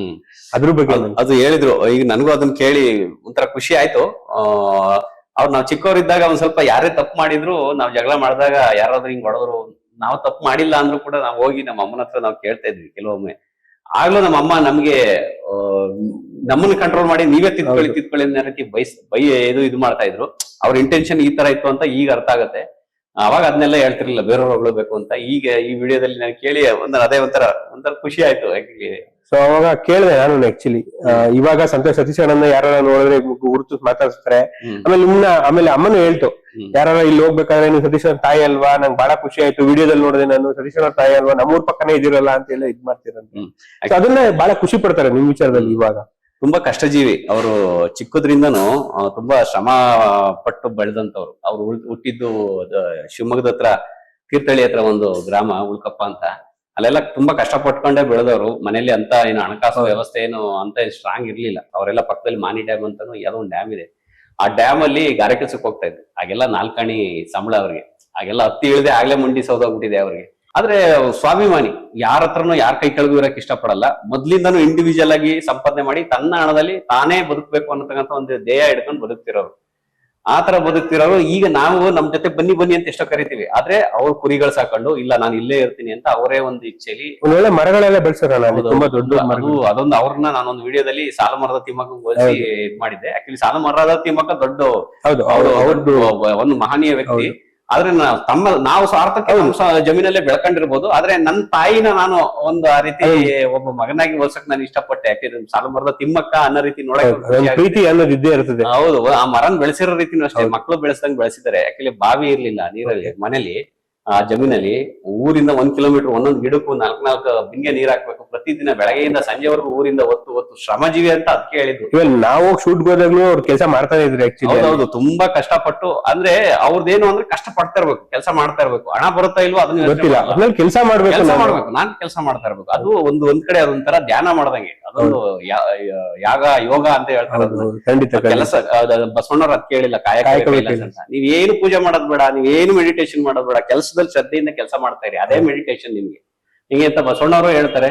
ಅದೇ ರೀತಿ ಅವ್ರ ಜೀವನನು ಅದೇ ರೀತಿ ಮಾಡ್ಕೊಂಡಿರ. ಹಣಕಾಸಿನಲ್ಲಿ ಅವರಲ್ಲಿ ಅಷ್ಟೊಂದು ಇದಾಗದೆ ಇರ್ಬೋದು, ಆದ್ರೆ ಕಾಯಕ ಮಾತ್ರ ಯಾವತ್ತೂ ನಿಲ್ಸಿಲ್ಲ. ಅವರು ಸ್ವಾಭಿಮಾನಿಯಾಗಿ ಇಂಡಿಪೆಂಡೆಂಟ್ ಆಗಿ ಇವತ್ತು ಬದುಕ್ತಾ ಇದಾರೆ. ಅವ್ರು ಹೇಳೋದು ಅದೇ ಮಾತು, ಕೊನೆವರೆಗೂ ನೋಡಪ್ಪ ನನ್ ಕೈಲಿ ಆಗೋವರೆಗೂ ನಾನು ಮಾಡ್ತೀನಿ, ಕೊನೆಗಾಲದಲ್ಲಿ ಆಗದೇ ಇಲ್ಲ ಅಂದಿದ್ದ ಟೈಮಲ್ಲಿ ಬರ್ತೀನಿ, ಆಗ ನೋಡ್ಕೊಳ್ಳಿ ಸಾಕು, ಹಂಗೆ ಹಿಂಗೆ ಅಂತ ಹೇಳ್ತಾರೆ. ನಮ್ ತಾಯಿ ಮೆನ್ಷನ್ ಮಾಡಿದ್ರು, ಅದೇ ಒಂದ್ ಸ್ವಲ್ಪ ಕುಡ್ತಾ ಹಾಗೆ ಹೀಗೆ ಜಾಸ್ತಿ ಅಂತ. ಆದ್ರೆ ಅವ್ರಿಗೆ ಇದು ಕುಡ್ತಾ ಇತ್ತು. ಆದ್ರೆ ನಮ್ಮ ಮಕ್ಕಳಿಗೆ ಅಂತ ಒಂದ್ ದಿನ ಕೈ ಎತ್ತದವ್ರಲ್ಲ. ನಮ್ಮ ಅಪ್ಪ ನಮ್ಗೆ ಹೊಡೆದಿರ ಇದೇ ಇಲ್ಲ. ಅವ್ರಿಗೆ ನಮ್ ಬಗ್ಗೆ ಕುಡಿತಾ ಇದ್ರು ಅಷ್ಟೇ, ಇದಿದ್ರು ಅಷ್ಟೇ, ಮಕ್ಕಳನ್ನ ಯಾವತ್ತೂ ಹೊಡೆದಂತವ್ರಲ್ಲ. ಅದಕ್ಕೆ ನನ್ನ ಹೆಸರಿಂದೆ ಹಿರೇಗೌಡ ಅಂತ ನಮ್ಮ ತಂದೆ ಹೆಸರು. ಆಕ್ಚುಲಿ ಇನ್ನೊಂದು ಬ್ರ್ಯಾಂಡ್ ಇದೆ, ತಾತನ ಹೆಸರು ಹಿರೇಗೌಡರು ಅಂತ ಕೇಳ್ಬೋದು. ತಾತನ ಹೆಸರು ಇರೋದು ನಮ್ಮ ಮನೇಲಿ ಎಲ್ಲ. ನಮ್ಮ ತಾತನ ಹೆಸರು ಹಿರೇಗೌಡರು, ನಮ್ಮ ಅಪ್ಪನ ಹೆಸರು ಹಿರೇಗೌಡರು. ಅದ್ರ ಹಿಂದೆ ನಂದು ಸತೀಶ್ ಹಿರೇಗೌಡ ಅಂತಾನೆ ಹಾಕಿದ್ದೀನಿ. ನನ್ನನ್ನು ಕರೆಯೋದೇ ಇಲ್ಲ ಹಿರೇಗೌಡ ಅಂತ. ಖುಷಿ ಆಗುತ್ತೆ ಆಕ್ಚುಲಿ. ನಮ್ಮ ತಂದೆ ಹೆಸರು, ನಮ್ಮ ತಂದೆ ಇಲ್ಲ ಅಂದ್ರು ಜೀವನ ಜೊತೆ ಇದಾರೆ. ಯಾವಾಗ ಅವ್ರಿಗಿಲ್ಲ ಅನ್ನೋ ಭಾವನೆ ಬರಲ್ಲ ನನಗೆ. ಈಗ ಎಷ್ಟೋ ಜನಕ್ಕೆ ಹಿರೇಗೌಡರು ಪರಿಚಯ ಆಗ್ಬಿಟ್ಟವ್ರೆ. ಹಿರೇಗೌಡರು ಅಂತಾನೆ ಕರೆಯೋದಿಲ್ಲ. ಸೊ ಇಲ್ಲಿಂದ ಮುಂದುವರೆದು ಬಾಲ್ಯದ ಮುಗಿಸ್ಕೊಂಡು ಪ್ರೌಢಶಾಲಾ ಶಿಕ್ಷಣ ಎಲ್ಲಿ ಮಾಡಿದ್ರಿ? ಬಾಲ್ಯ ನಂದು ಕಂಪ್ಲೀಟ್ ಆಗಿ ನಂದು ಹಾಸನಲ್ಲಿ ನನಗ್ ನೆನಪಿರೋ ಪ್ರಕಾರ ನಾನೊಂದು LKG ಒಂದು ಸ್ವಲ್ಪ ಬ್ಲರ್ ಆಗಿದೆ ನಾನು ಓದಿದಂತ LKG ಎಲ್ಲ. 1ನೇ ತರಗತಿ LKG ಎಲ್ಲ ನಾನು ಆಡೋಳ್ಳಿ, ಹಾಸನ ಆಡೋಳ್ಳಿ ಅಂತ ಒಂದು ಜಾಗ ಇದೆ, ಅಲ್ಲಿದ್ವಿ ನಾವು. ಅಲ್ಲಿ ಒಂದ್ ವರ್ಷ ಒಂದ್ ಸ್ಕೂಲು, ಇನ್ನೊಂದ್ರಲ್ಲಿ ಶಿವಾನಂದ ಅಂತ ಒಂದ್ ಸ್ಕೂಲು, ಆಮೇಲೆ ವಿಜಯ ಕಾರ್ಮೆಂಟ್ ಅಲ್ಲಿ ಓದಿಸಿದ್ರು ಇಂಗ್ಲಿಷ್ ಮೀಡಿಯಂ. ನಮ್ ತಾಯಿ ಕಷ್ಟ ಇತ್ತು, ಆದ್ರೂ ಕೂಡ ನನ್ ಮಕ್ಳು ಓದ್ಲಿ ಅಂತ ಇಂಗ್ಲಿಷ್ ಮೀಡಿಯಂ ಅಲ್ಲಿ ಓದಿಸ್ತಾ ಇಲ್ಲಿ ಇರ್ಲಿಲ್ಲ. ಆದ್ರೂ ಕೂಡ ಒಂದ್ಸರಿ ಇಂಗ್ಲಿಷ್ ಮೀಡಿಯಂ ಅಲ್ಲಿ ಓದ್ಸರು, ಒಂದ್ಸರಿ ಕನ್ನಡ ಮೀಡಿಯಂ ಅಲ್ಲಿ ಓದ್ಸರು. ಅವಾಗ ನನ್ಗೆ ಏನಾಯ್ತು, ವಿದ್ಯೆ ಹತ್ತುತ್ತಿರ್ಲಿಲ್ಲ ಸಡನ್ ಆಗಿ. ಅದು ಅವ್ರಿಗೆ ಪಾಪ ಗೊತ್ತಾಗ್ತಿರ್ಲಿಲ್ಲ. ಒಂದ್ಸರಿ ಕನ್ನಡ ಓದಿ ಒಂದ್ಸರಿ ಇಂಗ್ಲಿಷ್ ಓದಿದ್ರೆ ಕನ್ಫ್ಯೂಸ್ ಆಗೋದು. ಅವರು ಹಣಕಾಸು ಚೆನ್ನಾಗಿದ್ದಾಗ ಇಂಗ್ಲಿಷ್ ಮೀಡಿಯಂ ಅಲ್ಲಿ ಓದ್ತಿದ್ದೆ. ಆಮೇಲೆ ಒಂದ್ ಸ್ವಲ್ಪ ಏರ್ಪೇರ್ ಆದಾಗ ಬೇರೆ ಮೀಡಿಯಂಗೆ ಹೋಗಿ ಓದಿದ್ದು ಉಂಟು. ಆಮೇಲೆ ಸೆಂಟ್ ಜೋಸೆಫ್ ಸ್ಕೂಲ್ ಅಂತ ಅಲ್ಲೂ ಕೂಡ ಒಂದ್ 2 ವರ್ಷ ಓದ್ದೆ ಹಾಸನಲ್ಲಿ. ಅದಾದ್ಮೇಲೆ ಒಂದ್ ಸ್ವಲ್ಪ ನಮ್ಮ ಪರಿಸ್ಥಿತಿ ಒಂಚೂರು ಕೆಟ್ಟಾಗೆ ಇತ್ತು, ಹಾಗಾಗಿ ಊರಿಗೆ ಬಂದ್ಬಿಟ್ವಿ. ನಮ್ಮ ತಂದೆ ಊರಿಗೆ ಕರ್ಕೊಂಡ್ ಬಂದ್ರು. ಅಲ್ಲಿಂದ 7ನೇ ತರಗತಿಯಿಂದ ನಾನು ಓದಿದ್ದೆಲ್ಲ ನಮ್ಮ ಕೋಡಹಳ್ಳಿಲಿ 7ನೇ ತರಗತಿ ಓದ್ದೆ. ಆಮೇಲೆ ಪ್ರೌಢ ಶಿಕ್ಷಣ ಎಲ್ಲ ಪೊಂಗಾಮಿ ಹೈಸ್ಕೂಲ್ ಅಂತ ಒಂದು ಹೈಸ್ಕೂಲ್ ಇತ್ತು, ಅಲ್ಲಿ ಓದಿದ್ದು ನಾನು ಕಂಪ್ಲೀಟ್ ಆಗಿ. ಸೊ ಚಿತ್ರಕಲೆ ಬಗ್ಗೆ ನಿಮ್ಗೆ ಅರಿವು ಅಂದ್ರೆ ಆಸಕ್ತಿ ಮೂಡಿದೆ ಎಲ್ಲಿಂದ? ನನಗೆ ಅದೇ ನಾನು ಹೇಳಿದ್ನಲ್ಲ, ವಿದ್ಯಾಭ್ಯಾಸ ನನಗೆ ಒಂದ್ ಸ್ವಲ್ಪ ಯಾವಾಗ ತಲೆಗತ್ತಾ ಇಲ್ಲ ಅಂತ ಗೊತ್ತಾಯ್ತು. ಕಲೆಗೆ ಭಾಷೆ ಇಲ್ಲ, ಆಮೇಲೆ ಅದಕ್ಕೆ ಯಾವ್ದೇ ಲಿಮಿಟೇಷನ್ಸ್ ಇಲ್ಲ, ಎಂತದೂ ಇಲ್ಲ. ನನ್ನ ಪ್ರತಿಯೊಂದು ಏನೇ ಇದ್ರು ಕೂಡ ನಾನು ಕಲೆ ಮುಖಾಂತರ ತೋರ್ಸೋಕೆ ಶುರು ಮಾಡಿದೆ. ಅದು ತಾನಾಗೆ ಬಂದಿದ್ದು ನನಗೆ ಒಳಗಡೆಯಿಂದ. ಚಿತ್ರಕಲೆ ಒಂದ್ ಸ್ವಲ್ಪ ನನಗೆ ಕೈ ಚೆನ್ನಾಗಿ ಹಿಡಿತು. ಚಿತ್ರಕಲೆ ಆದ್ಮೇಲೆ ನಾಟಕಗಳು, ಹಾಡು ಹೇಳೋದು, ಇವೆಲ್ಲ ನಾನು ತುಂಬಾ ಕಾಮಿಡಿ ಶೋಗಳು ಮಾಡ್ತಾ ಇದ್ದೆ ಮೊದಲೆಲ್ಲ. ನಮ್ಗೆ ಸರಸ್ವತಿ ಪೂಜೆ ಆಯ್ತು ಅಂದ್ರೆ ಸ್ಕೂಲ್ಗಳಲ್ಲೆಲ್ಲ ತುಂಬಾ ಶೋ ಮಾಡ್ತಾ ಇದ್ದೆ. ನಂದೊಂದು ಈ ಒಂದ್ ಯಾವ್ದಾದ್ರು ಒಂದು ಕಾನ್ಸೆಪ್ಟ್ ಇದ್ದೇ ಇರೋದು. ನಮ್ ಗುರುಗಳು ಹೇಳೋರು, ಒಂದು ಕತೆ ಹೇಳೋರು, ನಮ್ ಶಂಕರಗೌಡರು ಅಂತ ಒಬ್ರು ಗುರು ಇದ್ದಾರೆ. ಅವ್ರ ಕತೆ ಹೇಳೋದ್ರೆ ಸಾಕು, ಅದನ್ನ ನಾವು ವೀಕೆಂಡ್ ಅಲ್ಲಿ ಕಾನ್ಸೆಪ್ಟ್ ಮಾಡ್ಬಿಟ್ಟು ನನ್ ಶೋ ಮಾಡ್ತಿದ್ದೆ. ಗ್ರಾಮ ಪಂಚಾಯತಿ ಅಂತ ರೀಸೆಂಟ್ ಆಗಿ ಶಾರ್ಟ್ ಫಿಲ್ಮ್ ನಮ್ ಗುರುಗಳೇ ಸಜೆಷನ್ ಮಾಡಿದ್ರು. ಆಕ್ಚುಲಿ ಒಳ್ಳೆ ಕತೆಗಾರರು. ಆಮೇಲೆ ನಿಮ್ ಗುರುಗಳು ಏನ್ ಮಾತಾಡಿದ್ರು ಅಂತ ನೋಡ್ಬೋದಾ? ಅಲ್ಲಿ ಹೋಗಿದ್ದೀರಾ? ಖಂಡಿತವಾಗ್ಲೂ ಇದೆ. ಸತೀಶ್ ಹಿರೇಗೌಡ ಒಂದು ರೀತಿಯಲ್ಲಿ ಏನಾದ್ರೂ ಸಾಧಿಸ್ಬೇಕು ಅಂತಕ್ಕಂಥ ಹೊಳಪು ಕಣ್ಣುಗಳ ಆಶಯದ ಹುಡುಗ.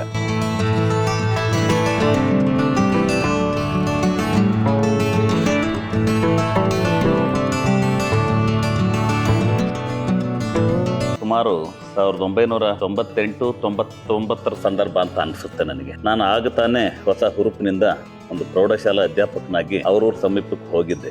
ಹಿರೇಗೌಡರ ಮಗ ಸತೀಶ್ ಅಂತಕ್ಕಂಥ ಒಬ್ಬ ಹುಡುಗ, ಅವರ ಅಣ್ಣ ದಿನೇಶ್ ಅಂತ, ಇಬ್ಬರು ವಿದ್ಯಾರ್ಥಿಗಳು ನನಗೆ ಆ ಶಾಲೆಗೆ ಬಂದು ದಾಖಲಾದರು. ಆಗಲೇ ಆ ವಿದ್ಯಾರ್ಥಿಗಳಿಗೆ ಒಂದು ರೀತಿಯಲ್ಲಿ ಏನಾದರೂ ಒಂದು ಹೊಸತನವನ್ನು ಸಾಧಿಸಬೇಕು ಅಂತಕ್ಕಂಥದ್ದು, ಅಂದ್ರೆ ಇನ್ನೋವೇಟಿವ್ ಆದಂಥ ಮನಸ್ಥಿತಿ ಇದ್ದಂಥ ಹುಡುಗರಾಗಿದ್ದರು. 10ನೇ ತರಗತಿ ಬರೋದ್ರೊಳಗಡೆ ಆ ವಿದ್ಯಾರ್ಥಿ ಒಂದು ವಿಶೇಷವಾಗಿ ನನ್ನ ಗಮನ ಸೆಳೆದ.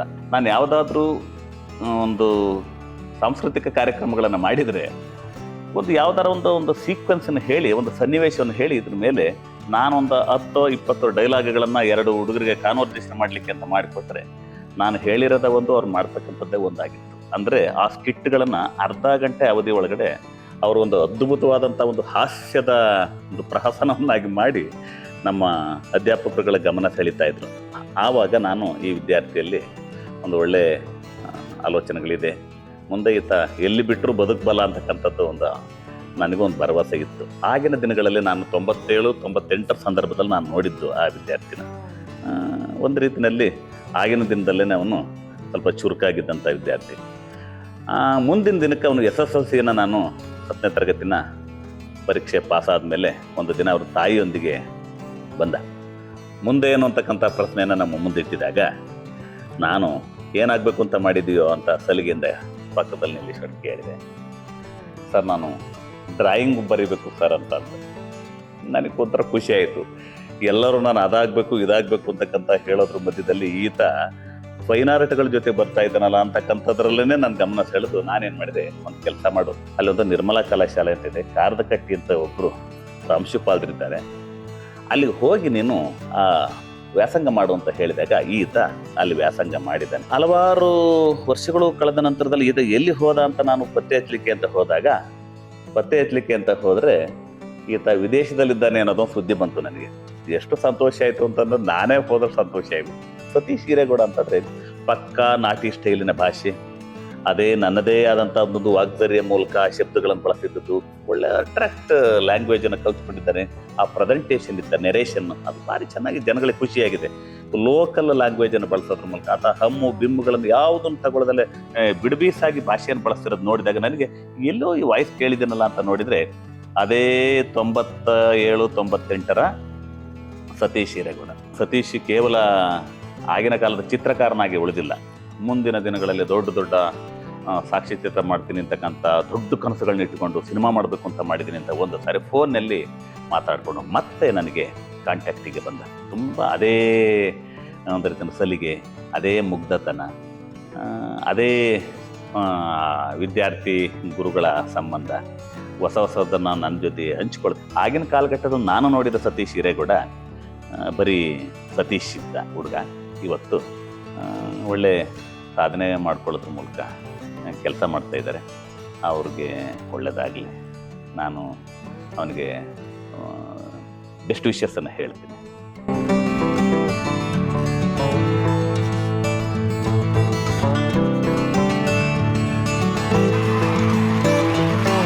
ಅಣ್ಣ ಏನ್ ಅನಿಸ್ತಣ ನಿಮ್ ಗುರುಗಳು ಮಾತಾಡಿದ್ರು? ತುಂಬಾ ಖುಷಿ ಆಯ್ತು ನನಗೆ. ಅವ್ರು ಹೇಳೋದ್ರಲ್ಲಿ ಎಳ್ಳಷ್ಟು ಯಾವ್ದು ಇದಿಲ್ಲ, ಎಲ್ಲವೂ ಸತ್ಯ. ಅಷ್ಟು ಅದ್ಭುತವಾಗಿ ಹೇಳಿದ್ದಾರೆ. ನನ್ನಲ್ಲಿ ಏನಾದ್ರೂ ಒಂದು ಕಲೆ ಅನ್ನೋದು ಹೊರಗಡೆ ಬಂದಿದೆ ಅಂದ್ರೆ ಆ ನಾಟಿ ಸ್ಟೈಲ್ ಅಂತ ಹೇಳ್ತಾರೆ ನೋಡಿ, ಅವೆಲ್ಲ ಬಂದಿದೆ ಅಂದ್ರೆ ಅವರಿಂದಾನೇ ಕಾರಣ. ಅದು ನನಗೆ ಅವ್ರು ಕನ್ನಡ ಮೇಸ್ಟರ್ ಆಗಿದ್ರು.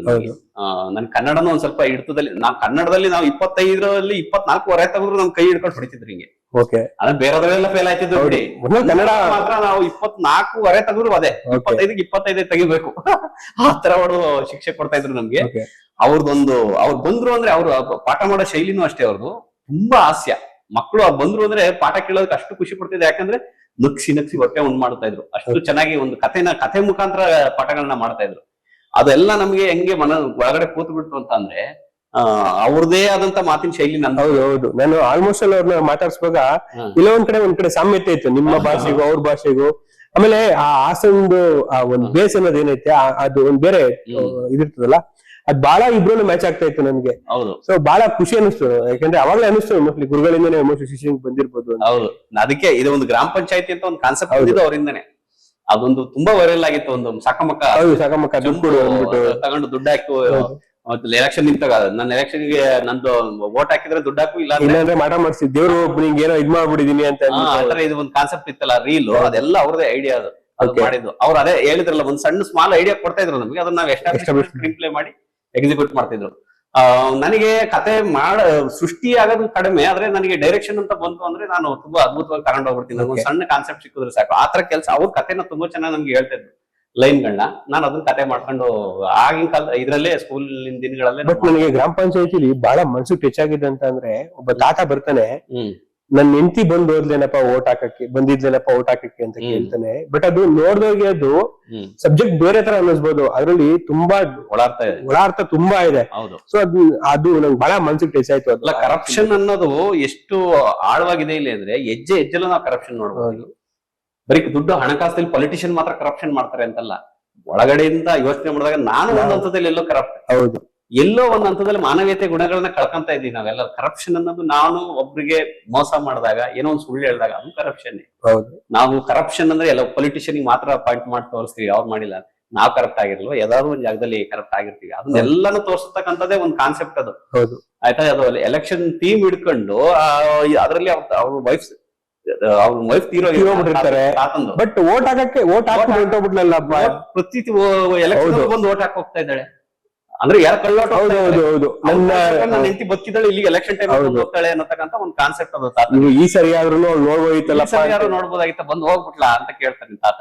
ಸೊ ಅಣ್ಣ, ನೀವು ಅಲ್ಲಿ ಬಾಲ್ಯ ಮುಗಿಸ್ಕೊಂಡು ಮತ್ತೆ ಯಾವ ಕಡೆ ಪ್ರಯಾಣ ಮಾಡಿದ್ರಿ? ಯಾಕಂದ್ರೆ ಆರ್ಟ್ ಮುಖಾಂತರನೇ ನೀವು ಹೋಗಿದ್ದು ಅಂತ ಗೊತ್ತಾಯ್ತು. ಅದು ಕೆಲವು ಕಡೆ ಹೇಳ್ತಾರೆ ಹಿರಿಯರ ಕೆಲವು ಒಂದು ಜಾಗದಲ್ಲಿ ಇಲ್ಲ, ನೀವು ಒಂದು ಈಗಿನ ಕಾನ್ಸೆಪ್ಟ್ ಇದೆ ನೋಡಿ, ವಿದ್ಯಾಭ್ಯಾಸ ಅಂತ ಬಂತು ಅಂದ್ರೆ ಇದನ್ನೇ ಓದಿ ಇಂಜಿನಿಯರ್ ಓದಿ ನೀವು ಹಿಂಗೆ ಆಗ್ಬೇಕು ಅಂತ ಒಂದು fix ಆಗ್ಬಿಟ್ಟಿದ್ದಾರೆ.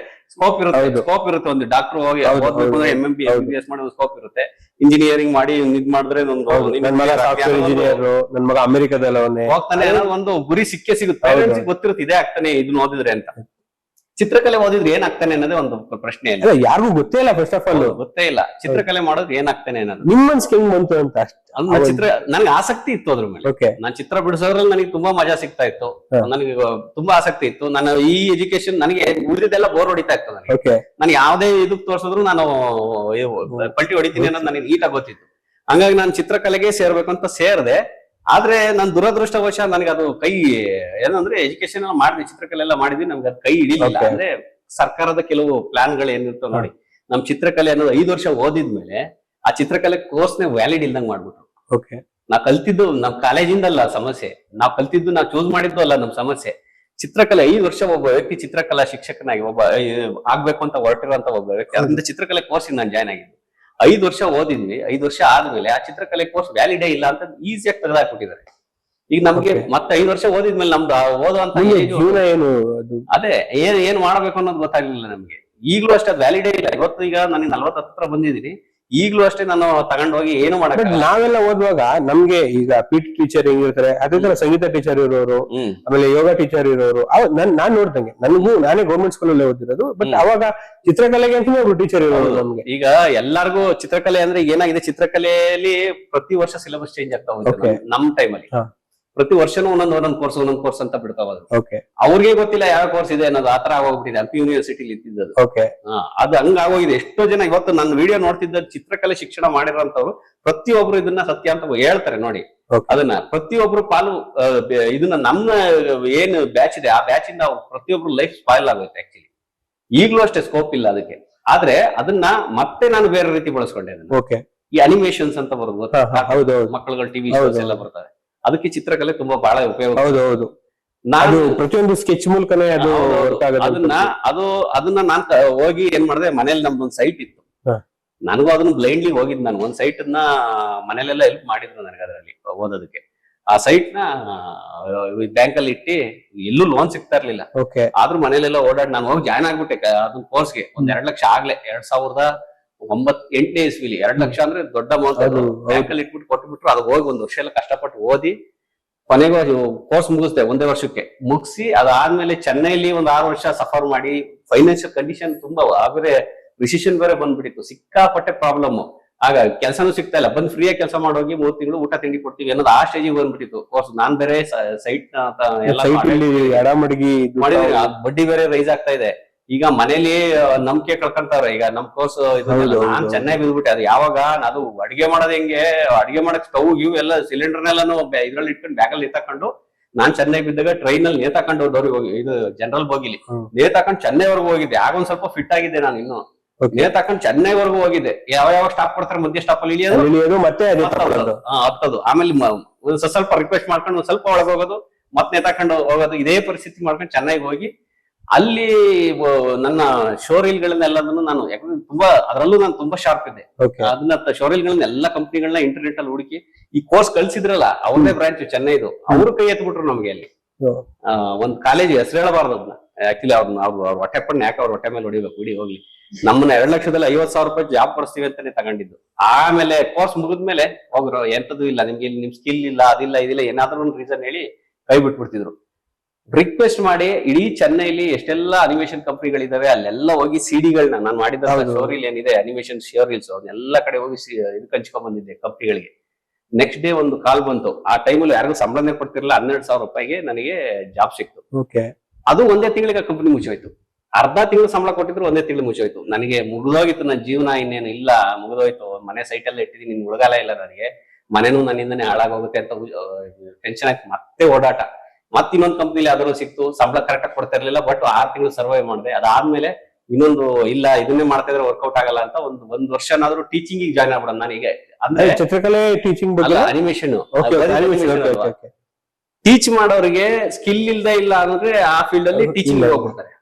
ನಮ್ಗೆ ಸ್ಕಿಲ್ ಇತ್ತು, ಆದ್ರೆ ಟೀಚಿಂಗ್ ಹೋಗ್ತಾನೆ ಅಂದ್ರೆ ಸಂಬಳ ಚೆನ್ನಾಗಿ ಕೊಡ್ತಾರೆ. ಆದ್ರೆ ಸ್ಕಿಲ್ ಇಲ್ದವರು ಆ ಜಾಬಿಗೆ ಜನ ಆಗ್ತಾರೆ. ನನಗೆ ಹೊಟ್ಟೆ ಉಳಿಸ್ಕೊಳ್ಳೋ ನಾನೇ ಬದುಕಕ್ ನನಗೆ ಜಾಗ ಇಲ್ಲ, ಅದ್ರಲ್ಲಿ ನನ್ನ ಸ್ಕಿಲ್ಲು ಅದು ಇದು ಅಂತ ಹೋಗುತ್ತೆ ಅಂದ್ಬಿಟ್ಟು ನಾನೇನ್ ಮಾಡಿದೆ, ಆಗಿದ್ದಾಗಲೇ ಅಂತ ಕೇರಳದಲ್ಲಿ ಟೀಚಿಂಗ್ ಕೋರ್ಸಿಗೆ ಹೋಗಿ ಜಾಯ್ನ್ ಆದೆ. ನಾನು ಕೆಲವೊಂದು ನೋಡ್ತೀನಿ, ಇದು ಸ್ಯಾಂಡ್ ಆರ್ಟ್ ಅದು ಇದೆಲ್ಲ ನಾನು ಅಲ್ಲಿ ಕೇರಳದ ಒಂದು ಬೀಚ್ ಅಲ್ಲೆಲ್ಲ ಮಾಡಿದ್ದೆ. ಒಂದು ಲಾರಿ ಅಷ್ಟು ದೊಡ್ಡದು ಒಂದು ಇದ್ರಲ್ಲಿ ಸ್ಯಾಂಡ್ ಆರ್ಟ್ ಮಾಡಿದ್ದೆ ನಾನು. ಅಲ್ಲೆಲ್ಲ ಸಖತ್ ಫೇಮಸ್ ಆಗೋಯ್ತು ಆಕ್ಚುಲಿ ಅದೆಲ್ಲ. ಆಮೇಲೆ ಟೀಚಿಂಗು ಅಷ್ಟೇ ತುಂಬಾ ದೊಡ್ಡ ಮಟ್ಟದಲ್ಲೆಲ್ಲ ಚೆನ್ನಾಗಿ ಮಾಡಿದೆ. ನನ್ ವರ್ಕು ಅಷ್ಟೇ ಡೆವಲಪ್ನು ಮಾಡ್ಕೊಂಡೆ. ಆ ಸ್ಟೇಜ್ ಅಲ್ಲಿ ಇಟ್ಟು ಮಕ್ಳಿಗೆ ಟೀಚ್ ಮಾಡ್ತಾ ಅದ್ರ ಜೊತೆ ನಾನು ಕೊನೆಗೆ ಸಿಂಗಾಪುರ್ ಅಲ್ಲಿ ಒಂದು ಕಂಪ್ನಿ ಅನಿಮೇಟರ್ಸ್ ನ ಹುಡುಕ್ತಾ ಇತ್ತು, ಅಲ್ಲಿಗೆ ಅಪ್ಲೈ ಮಾಡಿದೆ. ಅಲ್ಲಿಗೆ ಅಪ್ಲೈ ಮಾಡಿದ್ಮೇಲೆ ಅವರು ನನಗೆ ಕಾಲ್ ಬಂತು. ಕಾಲ್ ಮಾಡಿದಾಗ ಸಡನ್ ಆಗಿ ನನಗೆ ನನ್ನ ಶೋರಿಲ್ ನೋಡಿ ಓಕೆ ಮಾಡಿದ್ರು. ವಿದಿನ್ 15 days ನಾನು ಸಿಂಗಾಪುರ್ಗೆ ಬಿದ್ದೆ. 2011ನೇ ವರ್ಷ ದನ ಕಾಯ್ಕೊಂಡಿದ್ದವ್ರು ನಾವು. ಆಕ್ಚುಲಿ ನಮ್ಗೆ ಇನ್ನು ಇಂಗ್ಲಿಷು ಸರಿಯಾಗಿ ಗೊತ್ತಿಲ್ಲ, ಏನಿಲ್ಲ. ಹೋಗಿ ಅಂತ ಟೈಮಲ್ಲಿ ಸಿಂಗಾಪುರ ಸಡನ್ ಆಗಿ 1 ಲಕ್ಷ ಸಂಬಳ ಅಲ್ಲಿ ಒಂದೇ ಸರಿಗೆ 2011ನೇ ಇಸ್ವಿಲಿ. ಬಟ್ 1 ಲಕ್ಷ ಸಂಬಳ ಓಕೆ, ಸಂಬಳ ಎಲ್ಲ ಖುಷಿಯಾಗಿ ಸಿಗ್ತಾ ಆಯ್ತು, ಸಂಬಳ ಸಿಗ್ತೈತೆ ಖುಷಿಯಾಗಿರ್ಬೋದು. ಬಟ್ ಲ್ಯಾಂಗ್ವೇಜ್ ಪ್ರಾಬ್ಲಮ್ ಆಗಿಲ್ವಾ? ಲ್ಯಾಂಗ್ವೇಜ್ ಅದೇ ನಾನು ಏನ್ ಮಾಡ್ದೆ ಅಂದ್ರೆ ಅದ್ರ ಜೊತೆ ಇಂಗ್ಲಿಷ್ ಸ್ವಲ್ಪ ಕಲಿಯೋದಕ್ಕೆ ನಾವು ರಿಸರ್ಚ್ ಜಾಸ್ತಿ ಇರ್ತಿತ್ತು. 20ರಿಂದ 30 ವರ್ಷ ಏಜ್ ಇದೆಯಲ್ಲ, ತುಂಬಾ ಎನರ್ಜೆಟಿಕ್ ಏಜ್ ಅದು. ಕರೆಕ್ಟ್ ಆಗಿ ಬಳಸ್ಕೊಂಡ್ರೆ ಮಕ್ಳು ಏನ್ ಬೇಕಾದ್ರೂ ಮಾಡ್ಬೋದು. ನನ್ಗೆ ನಾವ್ ಬೆಳೆದಂತ ದಾರಿಯಲ್ಲಿ ನನಗೆ ಅಷ್ಟು ಎಜುಕೇಶನ್ ಸ್ಟ್ರಾಂಗ್ ಇಲ್ಲದೆ ಹೋದ್ರು ನಾನು ನಿಧಾನಕ್ಕೆ ನನ್ನ ಟೈಮ್ ನಾನು ಆಕ್ಚುಲಿ ಸ್ಟಡೀಸ್ ಅಲ್ಲಿ ಇನ್ವಾಲ್ವ್ ಮಾಡ್ತಾ ಇದ್ದೆ. ಸ್ಟಡೀಸ್ ಆಗಿರ್ಬೋದು, ರಿಸರ್ಚ್ ಆಗಿರ್ಬೋದು, ಅದ್ರಲ್ಲಿ ಇನ್ವಾಲ್ವ್ ಮಾಡ್ತಾ ಇದ್ದೆ. ಅಟ್ಲೀಸ್ಟ್ ಈ ಹಂತಕ್ಕೆ ಬಂದಿದ್ದೀನಿ ಅಂತಂದ್ರೆ ಅಟ್ಲೀಸ್ಟ್ ಆ ಸ್ಟೇಜ್ ಒಂದು ಪುಷಪ್ ಆಗ್ಬೋದು, ಅದಕ್ಕೆ ಒಂದು ಸ್ಟ್ರೆಂತ್ ಸಿಗ್ಬೋದು ಅನ್ನೋದಕ್ಕೋಸ್ಕರ ಮಾಡಿದ್ದು. ಕೊನೆಗೆ ಅದೇ ನಿಮ್ಗೆ ಸಪೋರ್ಟ್ ಆಗಿ ಬಂದು ನಿಂತ್ಕೊಂಡ್ಬಿಡ್ತು. ಕೊನೆಗೆ ಹೋಗಿ ಸಿಂಗಾಪುರ್ಗೆ ಹೋಗಿ ಅಲ್ಲಿ 8.5 ವರ್ಷ ಆ ಕಂಪ್ನಿ ಕೆಲಸ ಮಾಡಿ ನನ್ನ ಲೈಫ್ ಒಂದ್ ಹಂತಕ್ಕೆ ಬಂತು ಅಲ್ಲಿ. ಫಸ್ಟ್ ಯೂಟ್ಯೂಬ್ ಐ ಥಿಂಕ್ ನೀವು ಸಿಂಗಾಪುರ್ ಇದ್ದಾಗಲೇ ಶುರು ಮಾಡಿದ್ರಿ ಅಂತ ಕೇಳ್ಪಟ್ಟೆ ನಾನು. ಅದು ಯೂಟ್ಯೂಬ್ ಸ್ಟಾರ್ಟ್ ಮಾಡಿಲ್ಲ, ಫೇಸ್ಬುಕ್ ಸ್ಟಾರ್ಟ್ ಮಾಡಿದೆ. ಓಕೆ. ಇವತ್ತೇನ್ ಸತೀಶ್ ಹಿರೇಗೌಡ ಫೇಸ್ಬುಕ್ ಪೇಜ್ ನೋಡ್ತಾ ಇದಾರೆ, ಅದು ನನಗೆ 2018ರಲ್ಲಿ ನಾನು ಸ್ಟಾರ್ಟ್ ಮಾಡಿದ್ದು. ಅದು ಯಾಕೆ ಸ್ಟಾರ್ಟ್ ಆಯ್ತು ಅನ್ನೋದೇ ಒಂದು ವಿಭಿನ್ನ ಸ್ಟೋರಿ ಅದು. ಆಗ ನನಗೆ ಹಾಡು ಹೇಳೋ ಹುಚ್ಚು. ನಾನು ಆರ್ಕೆಸ್ಟ್ರಾದಲ್ಲಿ ಹಾಡು ಹೇಳ್ತಾ ಇದ್ದೆ ಮೊದಲು. ನಾನು ಕಾಲೇಜಿಗೆ ಹೋಗುವಾಗ್ಲೇ ನಾನು ಆರ್ಕೆಸ್ಟ್ರಾಕ್ಕೆ ಹೋಗ್ತಾ ಇದ್ದೆ.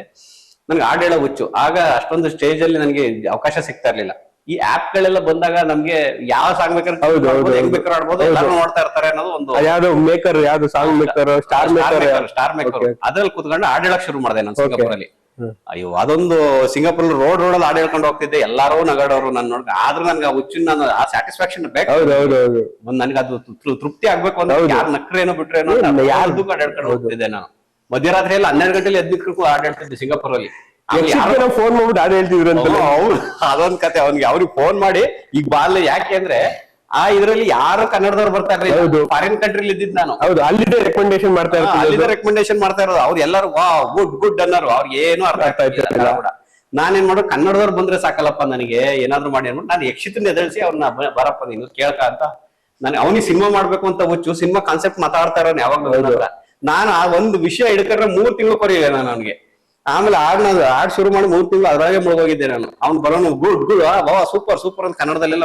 ಇನ್ನೊಂದು ವಿಷಯ ಕೇಳ್ಪಟ್ಟೆ, ನಿಮ್ ಮಗಳೇನು ಹಾಡಾಡ್ತಿದ ತಕ್ಷಣ ಓಡೋದಿಲ್ಲ ಅಂತಲ್ಲ? ಹಾಡ್ ಹೇಳಕ್ ಹೋದಾಗ ಅದೊಂಥರ ಏನೋ ಇವ್ರ ನಗಾಡ್ ಮನೇಲಿ ಏನು ಅಂದ್ರೆ ನಾನ್ ಹಾಡ್ ಹೇಳುವಾಗ ಇವರೆಲ್ಲ ಆಡ್ಕೊಂಡ್ ನಗಾಡೋರಲ್ಲ, ಅದಕ್ಕೊಂದ್ ಸ್ವಲ್ಪ ಇನ್ಸಲ್ಟ್ ಆದಂಗ ಆಗೋದು. ಅದ್ರ ಸುಮ್ನೆ ತಮಾಷೆಗೆ ಅವ್ರವ್ರು ಆಡೋರಲ್ಲ. ನಾನು ಹಾಡ್ ಹೇಳ್ತೀನಿ ಅಂದ್ರೆ ಅದಕ್ಕೆ ಆತರ ಫೀಲ್ ಆಗ್ಬಿಟ್ಟಿತ್ತು, ಓಡೋಗ್ಬಿಡೋದು.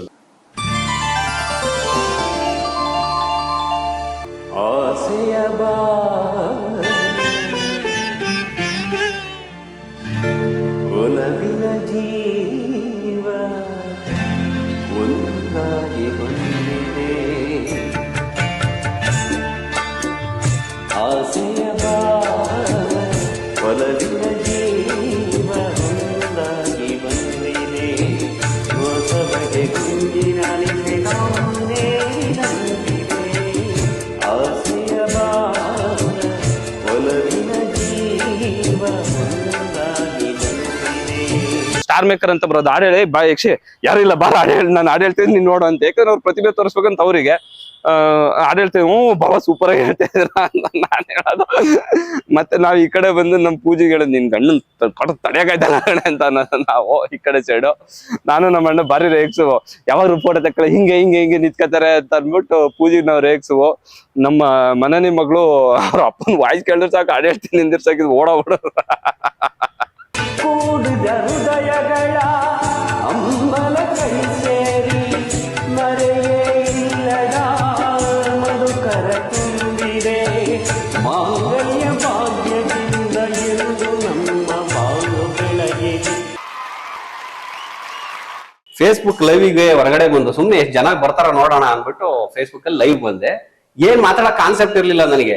ಆಗ್ಲಿ ಈ ಕಣ್ಮುಂದೆ ಕಾಣ್ತಿರೋದ್ನೇ ಮಾತಾಡೋಣ ಅಂತ ಅನ್ಬಿಟ್ಟು ನಮ್ ದೇಶದಲ್ಲಿ ನೋಡಿ ರಸ್ತೆ ಚರಂಡಿಗಳು ಸಿಸ್ಟಮ್ ಯಾವ ತರ ಇತ್ತು, ನೀರು ಬಿದ್ದು ಯಾವ ತರ ಹೋಗುತ್ತೆ, ಇಲ್ಲಿ ಸಿಸ್ಟಮ್ ನೋಡಿ ಹೆಂಗಿದೆ, ಚರಂಡಿ ವ್ಯವಸ್ಥೆ ರಸ್ತೆ ಪಕ್ಕದಲ್ಲಿ ಹೇಗಿದೆ, ಅದ್ರೊಳಗೆ ವೈರ್ ಕನೆಕ್ಷನ್ ಎಲ್ಲ ಆಕಾಶದಲ್ಲಿ ವೈರ್ಗಳೇ ಕಾಣಲ್ಲ, ಎಲ್ಲ ಬೀದಿ ದೀಪಗಳು ಹೆಂಗಿದಾವೆ, ನೀರು ಬಂದ್ರೆ ಇದ್ರೊಳಗೆ ಅರ್ದು ಪಕ್ಕದಲ್ಲಿ ನಡೆದೋಗುತ್ತೆ, ಅದ್ರ ಮೇಲೆ ಫುಟ್ಪಾತ್ ನಡ್ಕೊಂಡು ಹೋಗ್ಬೋದು, ಬಸ್ಸಿನ ವ್ಯವಸ್ಥೆ ನೋಡಿ ಹಿಂಗಿದೆ, ಬಸ್ ಸ್ಟಾಪ್ ಹಿಂಗಿದೆ ಅಂತ ವಿಡಿಯೋ ಮಾಡಿದೆ.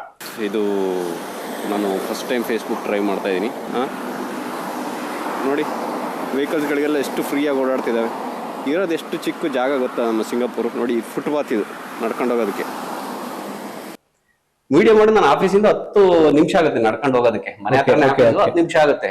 ನಾನು ಹೋಗ್ತಾ ಇದ್ದೀನಿ, phone ton ton ton ton ಅಂತ ಹೊಡ್ಕೊಂತ ಇದೆ ನೋಟಿಫಿಕೇಶನ್. ನನ್ಗೇನು ಫೋನ್ ಹ್ಯಾಂಗ್ ಆಯ್ತಾ ಏನಾಯ್ತು ಅನ್ನೋದು ನನಗೆ ಕನ್ಫ್ಯೂಸ್ ಆಯ್ತು. ಯಾಕಂದ್ರೆ ನನ್ನ ಲೈಫಲ್ಲಿ ನಾನು ಅಷ್ಟೊಂದೆಲ್ಲ ವೈರಲ್ ಆಗಿರೋದು ಇದೇ ಇಲ್ಲ ನನಗೆ. 2018ರಲ್ಲಿ ನೋಡ್ತೀನಿ ಎಲ್ಲ ಕಮೆಂಟ್ಸ್ ಗಳು, ವಾ ಯಾರಾದ್ರೂ ಒಬ್ರು ಈ ತರ ವಿಡಿಯೋ ಮಾಡ್ತಿದ್ರು, ಬೇಕಾಗಿತ್ತಿದ್ರು ಈ ತರ ವಿಡಿಯೋ ಮಾಡೋದಕ್ಕೆ. ನಾನು ಆಗ್ಲೇ 2018ರಲ್ಲಿ ಔಟ್ಡೋರ್ ವಿಡಿಯೋ ಮಾಡ್ತಾ ಇದ್ದೆ ಆಕ್ಚುಲಿ ಫಾರಿನ್ ಕಂಟ್ರಿ. ನೀವು ಕನ್ನಡ ಮಾತಾಡಿದ್ ನೋಡಿ ಲೈವ್ ಅಲ್ಲೆಲ್ಲ ಬಹಳ ಖುಷಿ ಪಡ್ತಿದ್ರ ಅಂತಲ್ಲ, ಸಿಕ್ಕಾಪಟ್ಟೆ ವೈರಲ್ ಆಗ್ಬಿಟ್ಟಿದೆ ಆಕ್ಚುಲಿ. ಅದು ಸಿಕ್ಕಾಪಟ್ಟೆ ಹೆವಿ ಅಂದ್ರೆ ಹೆವಿ ವೈರಲ್ ಆಗೋಗಿತ್ತು. ಅದ್ ಏನು ಆಮೇಲೆ ನಾನು ಎದುರು ಬಿಟ್ಟೆ ಆಕ್ಚುಲಿ.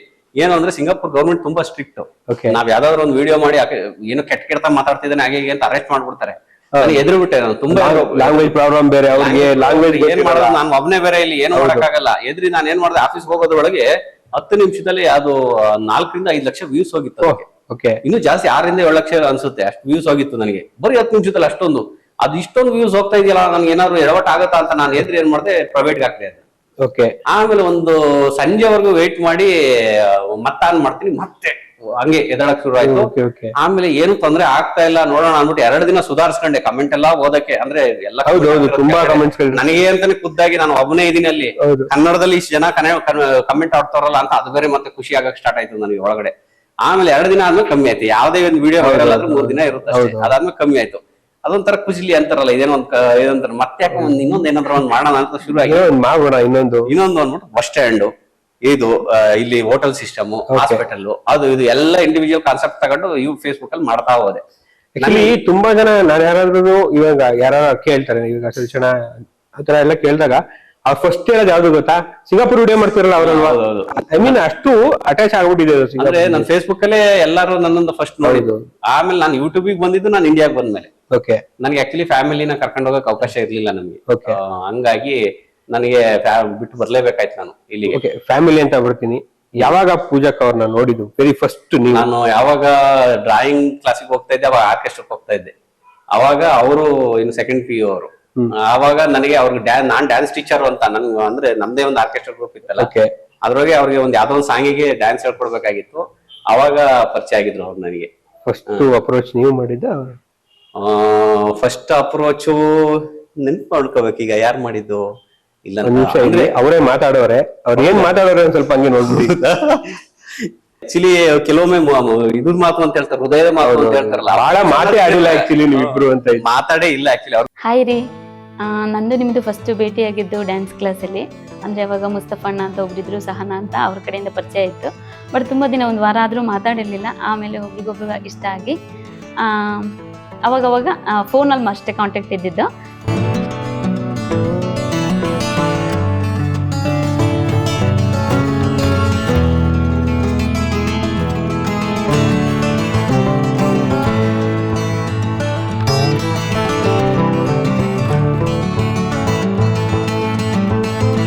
ಆಮೇಲೆ ಒಂದಿನ ಫೋನ್ ಮಾಡಿದ್ರೆ, ಅವಾಗ ಲ್ಯಾಂಡ್ಲೈನ್ ಇತ್ತು, ಲ್ಯಾಂಡ್ಲೈನಲ್ಲಿ ಮಾತಾಡ್ತಾ ಇತ್ತು.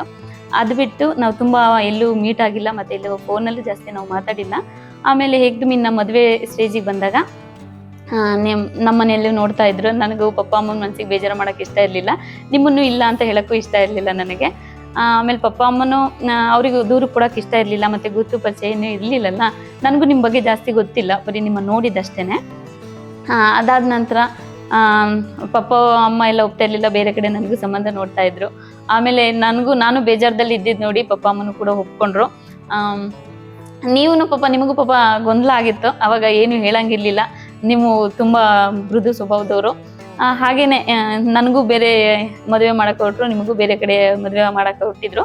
ಆಮೇಲೆ ಕಾಲಕ್ರಮೇಣ ಮನ್ಸಿಗೆ ಮನಸ್ಸು ಒಪ್ಕೊಳ್ಳುತ್ತಲ್ಲ, ಹಾಗೆ ಪಪ್ಪ ಅಮ್ಮನೂ ಅರ್ಥ ಮಾಡ್ಕೊಂಡ್ರು. ಆಮೇಲೆ ನಮ್ಮ ದೊಡ್ಡಪ್ಪನೂ ಕೂಡ ಪಪ್ಪ ಅಮ್ಮಂಗೆಲ್ಲ ಒಪ್ಪಿಸಿ ನನಗೂ ನಿಮಗೂ ಮದುವೆ ಮಾಡಿದ್ರು.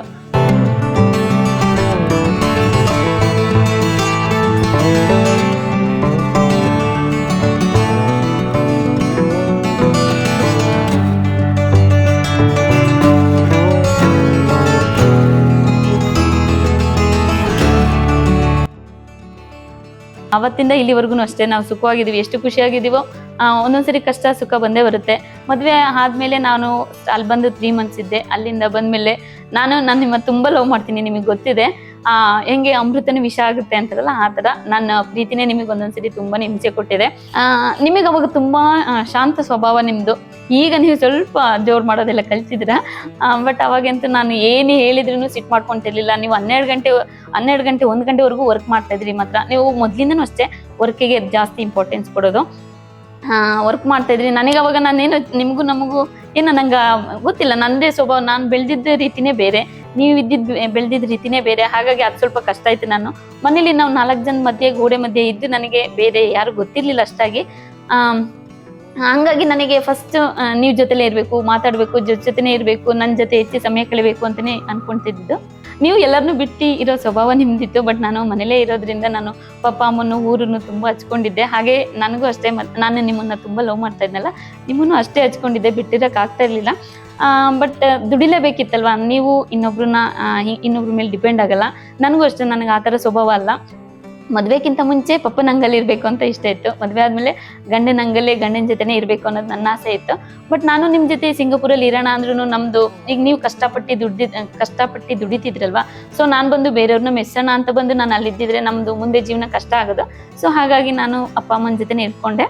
ಇಲ್ಲಿವರೆಗೂ ಒಂದು ದಿನ ನೀವು ನನಗೆ ಸರ್ಪ್ರೈಸ್ ಕೊಟ್ಟಿಲ್ಲ, ನೀವು ಕೊಡೋದಿಲ್ಲ ಅಂತ ಅನ್ಕೊಂಡಿದ್ದೀನಿ. ಯಾಕಂದ್ರೆ ನಾವು ಕೊಟ್ಟರು ನಿಮಗೆ ಖುಷಿ ಆಗಲ್ಲ, ನಿಮಗೆ ಆಡಂಬರದ ಜೀವನ ಇಷ್ಟ ಇಲ್ಲ, ನನಗೂ ಅದೇನು ಅಷ್ಟು ಇಷ್ಟ ಇಲ್ಲ. ಬಟ್ ಏನೋ ಚಿಕ್ಕದಲ್ಲಿ ನಾವೇ ಗಂಡ ಹೆಂಡತಿ ಮಕ್ಕಳು ಅಂತ ನಾವು ಫಿಕ್ಸ್ ಆಗಿದ್ದಾಗ ಅದರಲ್ಲಿ ಚಿಕ್ಕದಾಗ ಖುಷಿ ಪಡೋಣ ಅಂದ್ರೂ ಇಲ್ಲ. ಏನೋ ಮಗಳ ಜೊತೆ ಸೇರ್ಕೊಂಡಿಲ್ಲ. ನಾವು ಇಷ್ಟು ದಿನ 8 ವರ್ಷದಿಂದ ಜಗಳ ಮಾಡಿ ಒಂದು ಕೇಕ್ ಕಟ್ ಮಾಡಿಸ್ತೀರಾ, ಅದನ್ನು 5 ವರ್ಷದಿಂದ. ಬಟ್ ನಾನು ಅದಕ್ಕೆ ಸೆಟ್ ಆಗಿ ಹೋಗ್ಬಿಟ್ಟಿದ್ದೇನೆ. ನಿಮಗೆ ಸರ್ಪ್ರೈಸ್ ಯಾವಾಗ್ಲಾದ್ರೂ ನೋಡೋಣ ಕೊಡ್ತೀರಾ, ಏನಾದ್ರೂ ನನಗೆ ಏನಿಷ್ಟ ಅಂತ ಅರ್ಥ ಮಾಡ್ಕೊಂಡಿದ್ರೆ ಇಲ್ವಾ ಅನ್ನೋದು ನನಗೆ ಅದು ಗೊತ್ತಿಲ್ಲ. ನನಗೇನು ದುಬಾರಿದು ಅಂತಲ್ಲ, ಚಿಕ್ಕದು. ಇಲ್ಲ ನನಗೆ ಹೂವಾಗ್ಲಿ, ರೇಷ್ಮೆ ಸೀರೆ ಆಗ್ಲಿ, ಮೈಸೂರು ಸಿಲ್ಕ್ ಸೀರೆ ಇಂಥವೆಲ್ಲ ಇಷ್ಟ. ಒಂದು ಮಲ್ಲಿಗೆ ಹೂ ಕೂಡ ನೀವು ತಗೊಬಂದಿಲ್ಲ. ನೋಡೋಣ, ನನಗಾಗೆ ಸರ್ಪ್ರೈಸ್ ಅನ್ಸುತ್ತೆ ಯಾವಾಗ್ಲಾದ್ರೂ ಮಾಡ್ತೀರಾ ಅಂತ ಅನ್ಕೊಂಡಿದೀನಿ, ನೋಡ್ಬೇಕು. ನನಗೆ ಯೂಟ್ಯೂಬ್ ಸ್ಟಾರ್ಟ್ ಮಾಡಿಸಿದ್ರಿ. ಈಗ ಪೂಜಾ ಕೆ ರಾಜ್ ಅಂತ ಗುರುತಿಸೋ ಕಾರಣನೇ ನೀವು. ನನಗೆ ಅದು ತುಂಬಾನೇ ಇಷ್ಟ. ಪೂಜಾ ಕೆ ರಾಜ್, ನಮ್ಮ ಪಪ್ಪನ ಹೆಸರು ಕಾಂತರಾಜ್. ಆ ಹೆಸರು ಬರಬೇಕು ಅಂತ ನನಗೂ ಆಸೆ ಇತ್ತು. ನೀವು ಅದಕ್ಕೆ ತುಂಬಾ ಸಪೋರ್ಟ್ ಮಾಡಿದ್ರಿ. ಇವತ್ತು ನಮ್ಮ ಪಪ್ಪನೇ ಆಗ್ಲಿ ಅಮ್ಮನೇ ಆಗ್ಲಿ ನನ್ನನ್ನೇ ಗುರುತಿಸ್ತಾರೆ ಅಂದ್ರೆ ಅದು ನಿಮ್ಮಿಂದನೇ. ನಾನು ಯಾವಾಗ್ಲೂ ಹೇಳ್ತಾನೆ ಇರ್ತೀನಿ, ಎಲ್ಲ ನಿಮ್ಮಿಂದನೇ, ನಂದು ಏನಿಲ್ಲ ಅಂತ. ಇವತ್ತಿಗೂ ಅಷ್ಟೇ ಯೂಟ್ಯೂಬ್ನ ನೀವು ಹೇಳ್ತಾ ಇರ್ತೀರಿ ಎಷ್ಟು ಸರಿ, ನಾನು ಇಲ್ಲ ಅಂದ್ರೆ ನಿನ್ನ ಕೈಲಿ ಏನೂ ಆಗಲ್ಲ ಅಂತ. ಅದು ನಿಜ. ಯಾಕಂದ್ರೆ ನಾನು ಅನ್ಕೊಳ್ಳೋದಷ್ಟೇ, ನೀವಿದ್ದಾಗ ನೀವು ಅನ್ಕೊಂತೀರಾ ನನ್ನ ಜೊತೆ, ನಾನು ಇಲ್ದಿದ್ದಾಗ ನೀವು ಅವೆಲ್ಲ ಲೈಫ್ ಲೀಡ್ ಮಾಡಬೇಕು ಅಂತ ಹೇಳಿ. ಬಟ್ ನನಗೆ ನೀವು ಇಲ್ದಿದ್ದಾಗ ಅದೆಲ್ಲ ಏನಕ್ಕೆ ಅಂತ ಅನ್ಸುತ್ತೆ, ನೀವಿದ್ದಾಗ ಖುಷಿಯಾಗಿರ್ಬೇಕು ಅಂತ ಹೇಳಿ. ನೀವಾಗ್ಲೂ ಅಷ್ಟೇ, ನೀವು ಯಾವಾಗ್ಲೂ ಅಷ್ಟೇ ನನಗೆ ಮಕ್ಕಳಿಗೆ ಅಂತಾನೆ ಮಾಡ್ತಾ ಇರ್ತೀರಾ. ಬಟ್ ಇದ್ದಾಗ ನಮ್ಮ ಜೊತೆ ಟೈಮ್ ಸ್ಪೆಂಡ್ ಮಾಡೋದು ನೀವು ತೀರಾ ಕಡಿಮೆ. ಅದಕ್ಕೆ ಎಷ್ಟೋ ಸರಿ ಜಗಳ ಮಾಡ್ತಾನೂ ಇರ್ತೀವಿ. ಈಗ ನಾನು ಇವತ್ತು ಅಷ್ಟೇ ಕ್ಯಾಮ್ರಾ ಮುಂದೆ ಕೂತೆ ಮಾತಾಡ್ತಾ ಇದ್ದೀನಿ ಅಂದ್ರೆ ನಿಮ್ಮಿಂದನೇ. ಅದು ಅಷ್ಟು ಧೈರ್ಯ ತುಂಬಿರೋದೇ ನೀವು. ನಿಮಗೋಸ್ಕರ ಇವತ್ತು ನಾನು ಕ್ಯಾಮ್ರಾ ಮುಂದೆ ಮಾತಾಡ್ತಾ ಇರೋದು.